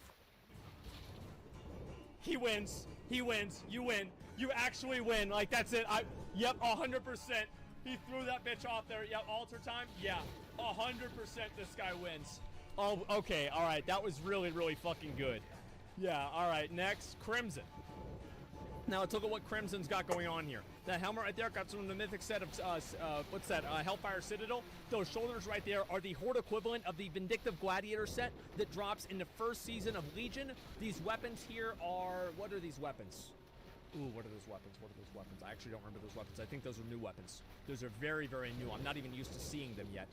The leggings right there obviously come from the, what are those weapons from? They're PvP, they're the new PvP one-handed weapons? They're WoD PvP? There's no way. Wait, are these are not the Mage Blades? Wait, are these the Horde PvP Mage Blades? That's why I've never seen them, is because Alliance have a different color. Holy shit. Okay, all right, that is impressive, all right. And then the leggings obviously right there come from, that's the Nighthold Mythic set for Paladins, and there's also a Warrior equivalent that you can pick up as well.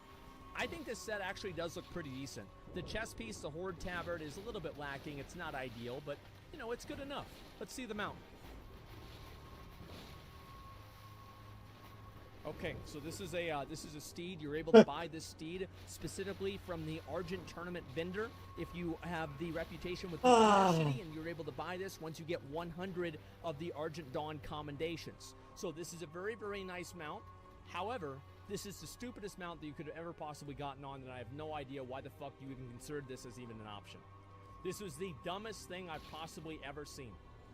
This was you had a good transmog set, and you just decided to lose. Like, you woke up in the morning and you said, I am going to lose today. And that's exactly what you did. Crimson, this is an L set.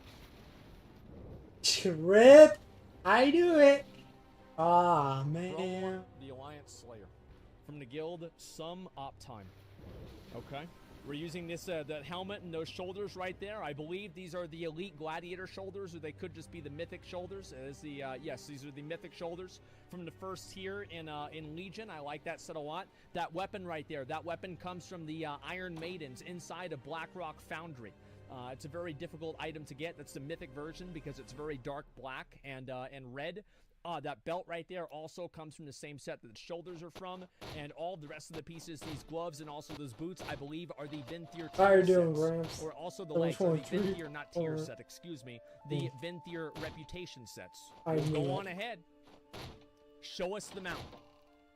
I like this set. Straight up, I actually think this is a really, really good set.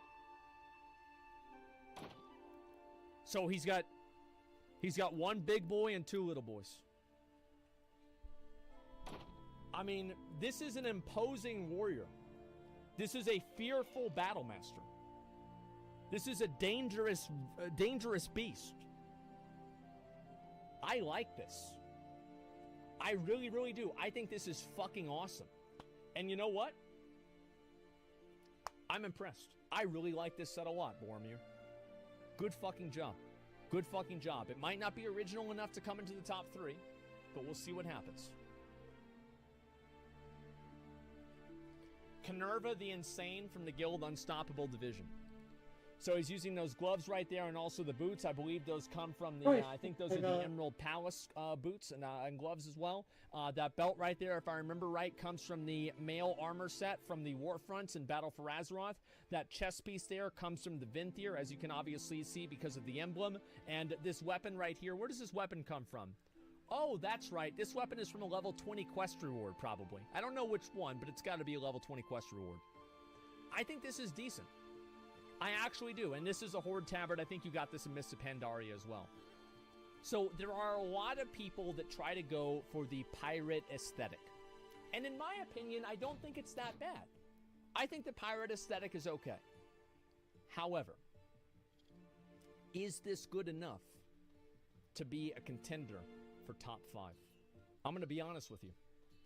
If you don't get on a mount that changes my life, I think the answer to that is no.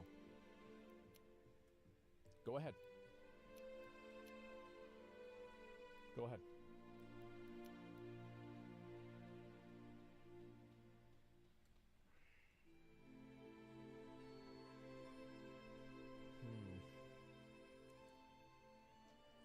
The colors are really good.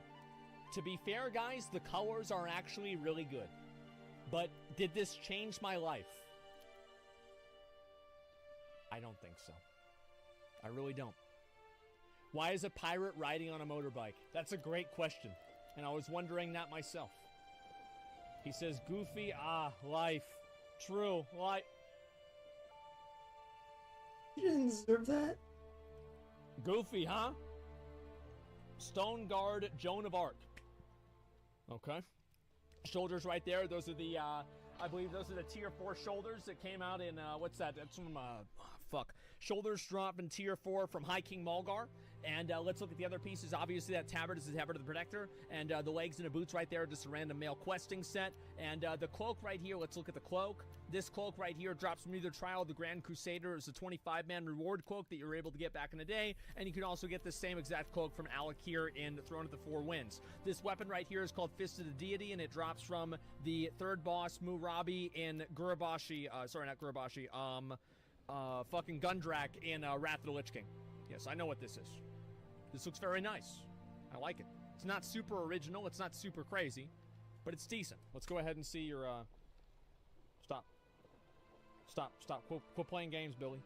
Quit playing games. I don't want to see it.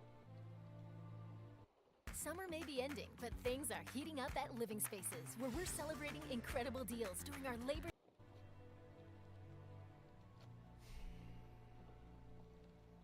So, I have to explain why people wanted me to go and why people wanted me to do EU transmog competitions. It's because the Alliance players and the Horde players on US are generally not quite as good. Unfortunately, it seems many of those US players have moved over to EU. And they are now infecting it with their lack of transmog ability as well. It's not that good. It's actually pretty fucking bad. I'm sorry. The weapons are cool. To be honest with you, a lot of this set is just beyond... It's just mediocre. It's decidedly mediocre. That's all there is to it. Let's go to the next one. Arc Druid, Maximus Server on the guild Soylent Green. Okay, alright, that weapon right there obviously is the weapon. That's the Blight Reaper that drops from... Actually, is that the Blight Reaper? Let's see here. Yeah, I think it is. That's the boss. That's the weapon from the last boss in... Let me double check. Witherscorn Reaper. No, that one... Okay, never mind. That one is actually from... I think it's from Ardenweald, but I'm not 100% sure. This is a drop that drops like 5 different times. And there's a different color and all that stuff, right? Yeah, of course. Now let's look at the other pieces, okay? Most of these other items are just random-ass pieces. That belt right there is a rogue belt, as you guys can see. Many of these other items are just random BFA pieces that are just put together to where he looks like kind of a pirate. I don't think this set is really that great. To be honest with you, I think it's okay, and the weapon doesn't match at all. If you want to go with a Grim Reaper set, why the fuck are you wearing a suit? Get on your mount. I want to see it. It's not as bad as I thought it would be. A lot of people in the chat like it. I'm a little bit split on this. I think it's a little bit weird, but I also don't think it's awful. It could be a lot worse, okay? I'll just definitely leave it at that. Maximus, that's decent enough, and it could certainly be a lot worse. So you tried your best. You did what you needed to do. And you know what? This is decent enough, guys. This is actually decent enough, and it could be, as I said before, a whole lot fucking worse. So let's look at the next one. It's not awful. It's not good either. Exactly. What the fuck is this? He's using the helmet right there from the... What's that? World... Is that... Isn't that the Battle for Azeroth, the little special helmet that you're able to get from that Alliance female? What the fuck? And this weapon right here, I think that comes from the Warlords Draenor Mythic Challenge modes, I think, or sorry, Gold Mode Challenge modes. The chest piece there comes from the Mythic set from the, I think it's the Mage set or the Priest set from Nighthold. Those shoulders there come from Blackrock Foundry for mages as well. What the fuck is this? I kind of like the white overlay. To be honest with you guys, I do. What do you guys think? It's different. I will definitely say it's different. And he's got the backpack from, you know, he's Dora the Explorer from Visions. This guy suffered all the way through BFA. All right, let's see the mount. And you've got to give this guy a break, okay? You've got to go easy on him. This guy's gone through a lot of tough times in his life. If you read his title, that title is the Breaker of Chains.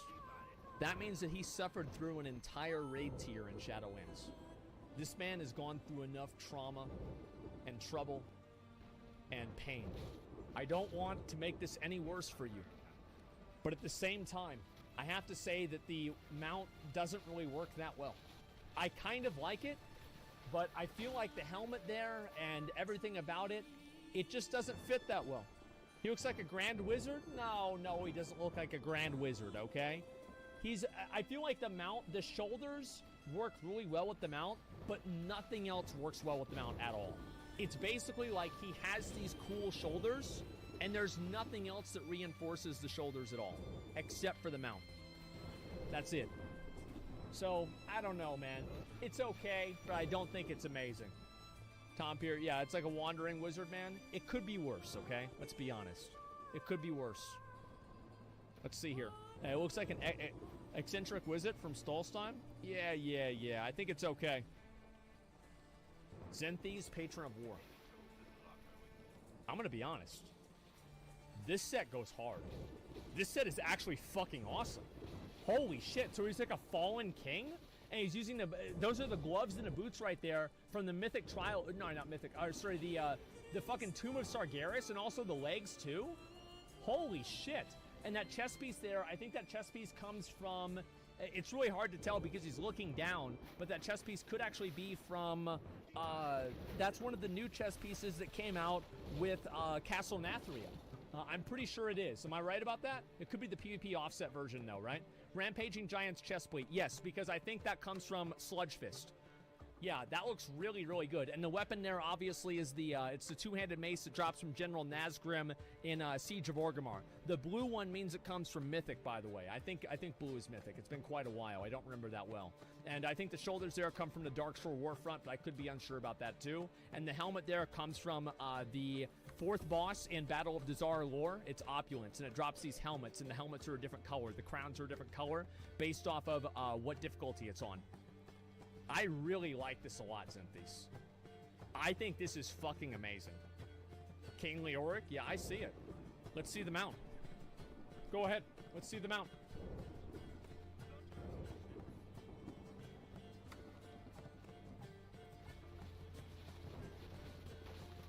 Is this the one from Benari? Moss one? Holy shit, this is amazing. Okay, all right. This guy, see that? You know, everybody always says, oh, you shit on everything. You're shitting on everybody. I am not shitting on this one. This one is fucking amazing. I really, really like this one a lot. This is really, really cool. I am a huge fan of this one, Zenthys. Really good job. I'm proud of you. You're a good boy. You did what you needed to do. Really, really, really good job. Keep making shit up. How can you possibly remember where every piece of gear comes from? Because I played the game a long time. Yeah, like that's how. I played the game a long time. I just know. Like, that's it. That's the same as I remember people that came in my Transmount comp a year ago. Of course I remember what they had. Why would I forget? This guy looks really, really cool. Zenthys, great fucking job, man. I'm proud of you. Next one. Okay. So, Urkins has been playing a lot of Lost Ark. Tries to bring back over some things that they've learned from the game to World of Warcraft. And I'll be honest, guys, I think they did a pretty good job. The weapons look fucking great. I really like that. The chest piece, or I guess you could say harness, looks pretty good too. What weapons are these? Rune Sword. I genuinely forgot where that one came from. And the rest of these pieces are just random offset items from, like, I think that one's from Legion.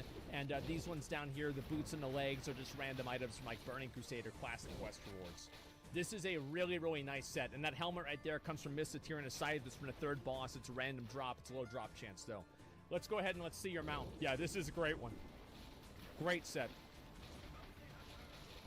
Someone sits down next to you in a 5-hour flight. Your worst nightmare is that they're wearing Axe body spray. Axe spawns. All right. I don't really know what you would have expected. I mean, I think that the only mount that she could have gone on that was any better was the Big Love Rocket. So you know what? I like this set a lot. It's a girl riding around on a unicorn with, you know, it's a blood elf. Like, this is great. My Little Pony, it's not a brony. It's not a brony, guys. I don't want to hear it. They did not infect this as well. Okay, show cloak. Yeah, either way, I really, really like this set. I think it looks good. Now, let's take a second here. Get off the mount real quick. Do you guys think that this set objectively actually looks good, or is she just really hot? Because there's part of me that actually thinks this set looks pretty good. Yeah, this is a decent, like, this is a good-looking set, I would say. Both? Both? Yeah, that's probably true, too. Well, we'll see what happens, but I do think this is a, it's a very, very good set. I like it a lot. Let's go to the next one. Novaros, Seeker of Knowledge from the Guild Infinity Souls. Let's look at what he's got going on here. Those shoulders, and those shoulders are both the, that is the Blood Elf shoulders on his left side, and the right side shoulders are the shoulders for Paladins and also other plate wearers that drop in Sunwell. And the gloves and the chest piece there are both also from the Blood Elf Heritage set. The helmet there comes from Mythic Siege of Orgrimmar. That's the Paladin set. The belt right there comes from Throne of Thunder. That's the offset warrior belt. And then the leggings and the boots there are from the, I believe, based off of the coloration, actually the PvP version of the Antorus recolor for PvP. Am I right about that? Yes, of course I am. Demonic Gladiator. Yes, and then the weapon there is a green item that comes from Mists of Pandaria. It's a polearm. So, everything about this is really good except for the weapon. I think that I would have forgiven all of this, but the weapon is just a little bit off. And to be honest with you, the helmet is a little bit too much as well.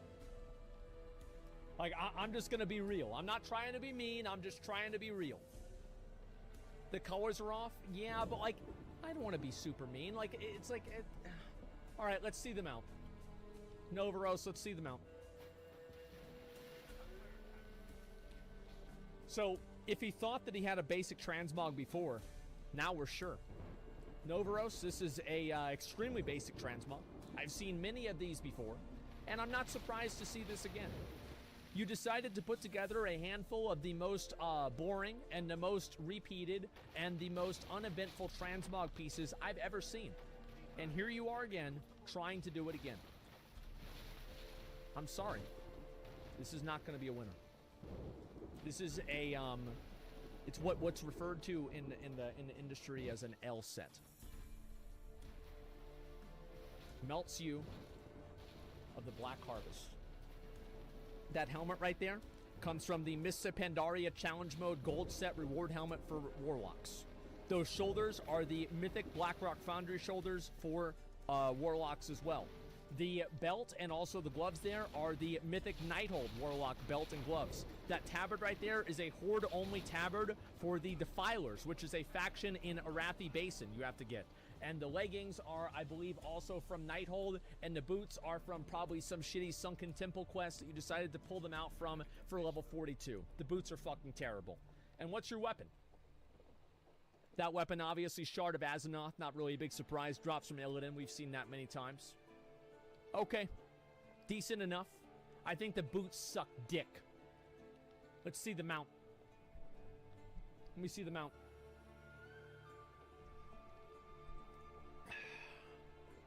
Which one is this? Crimson Slavermaw. This one drops in, it drops from a random mob in, I think, Eldrath, which used to be Makari, in patch 7.3. You decided to ride this mount, and I'll be honest, I think that it vaguely fits. I really like how your helmet and also your little thing that follows you around, the Thalkiel thing, fit together, and they have basically the same type of design. I think that's interesting. However, I don't think this is really that great of a set. I think it's basically an average set. It's not amazing. It's not great. It's decent enough. You cannot get of the Black Harvest anymore? No, you can't. The Black Harvest title used to drop from, not drop, but used to be a reward from getting the Green Fire quest line completed back in Mists of Pandaria. This is a decent set, but it's, again, just like a 6. Darius the Dreamer from the guild The Crazy Gamers. Well, you'd have to have been crazy to come in here with such a basic transmog. That belt right there is the, so the belt is actually a recolor. The original set was from the heroic version of the Druid set that came out in Throne of Thunder, but it was then redone, and this belt that he's using, I'm assuming, is the Legendary Legion belt, which is Sandaria the Symbiote, which is the Legendary Legion belt. I could easily expected that. The weapons right there, obviously, are the Legendary Daggers that came from Dragon Soul. The helmet comes from the Shadowpan Monastery questline after you get exalted, and the shoulders there come from Xavius and Emerald Nightmare.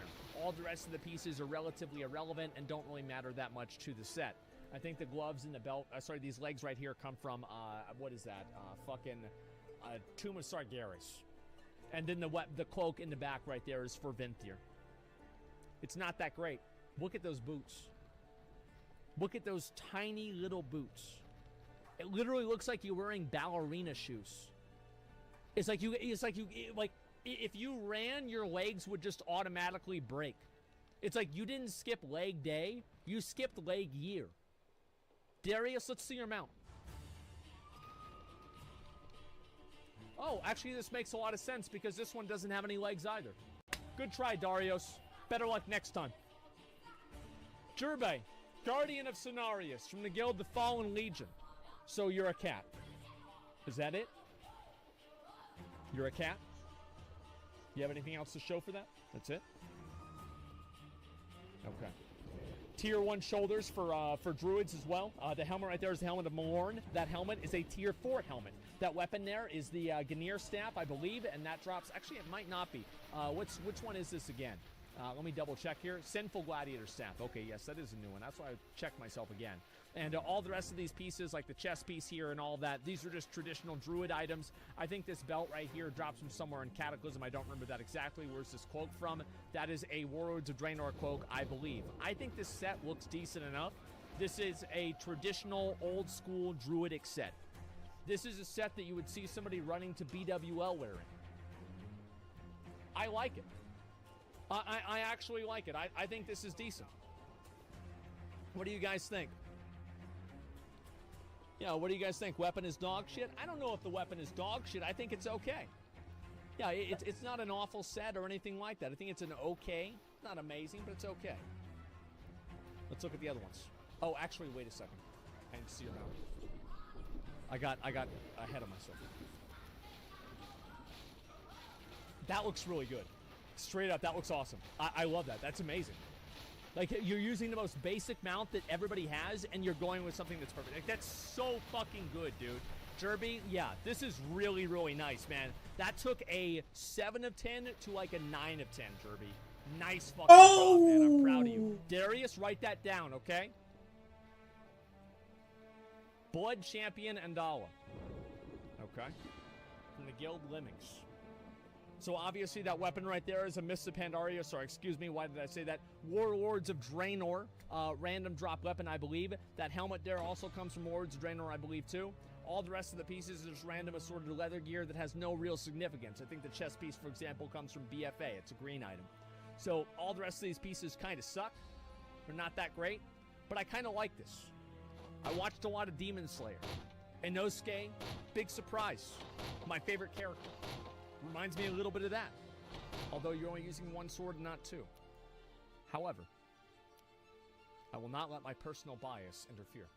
Get on your mount. Which one is this? Garn Nighthowl.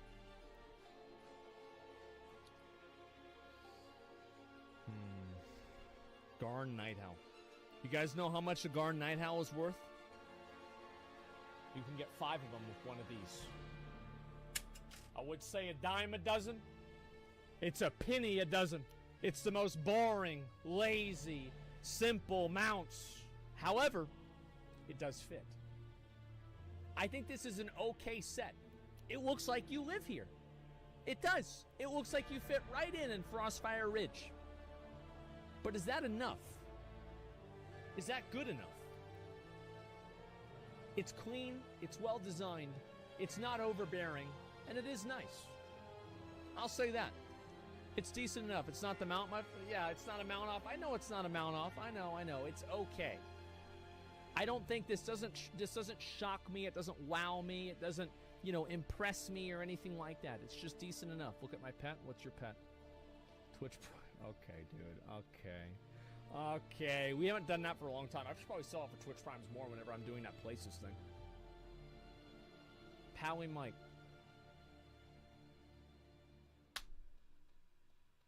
Did you really think that you were going to come in here? Follow me on Twitch? Did you really think that you were going to come in here? Man. You win some, you lose some. Sometimes you lose them all. This guy's already in there before. Let's move to the next one. Trashmaster Preference.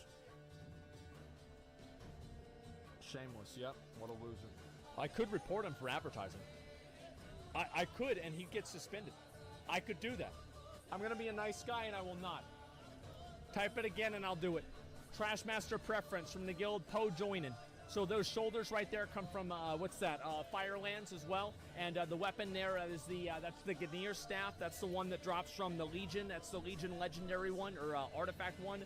The chest piece there, or the whatever the fuck this is. I don't know, kilt, Cossack, whatever you want to say. Skirt, mini skirt. This one comes from BFA.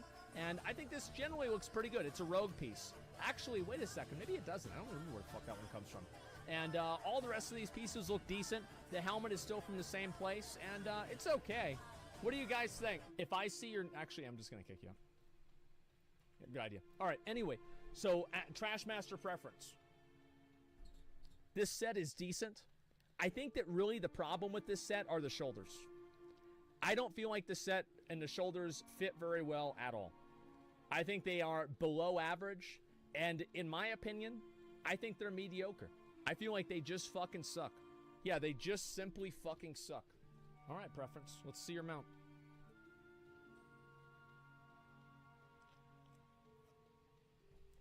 The Tombstalker. The Tombstalker. Oh, man. I don't really feel like this works. If you want me to be honest with you, I really don't feel like it works. You want to do like an undead set, and you've got like this fiery staff on. I don't really think that it fits the theme. It's a cool mount. It works kind of well as a troll as well. I think it works really well with trolls. But overall, I don't really like it that much. So, yeah, I don't really like the mount. Is this like a Death Druid? It would be, but it wasn't really quite there. Countess Scenario. Okay, that weapon right there comes from Maldraxxus, and that axe right there, which axe is this? This what? Both of these weapons actually come from Maldraxxus, so just random drops. Chest piece there is also the Blood Elf tier item, or not Blood Elf heritage item. Boots right there, I believe, come from Vinthier. The belt there comes from Legion. That's one of the basic Demon Hunter pieces, and so is the helmet.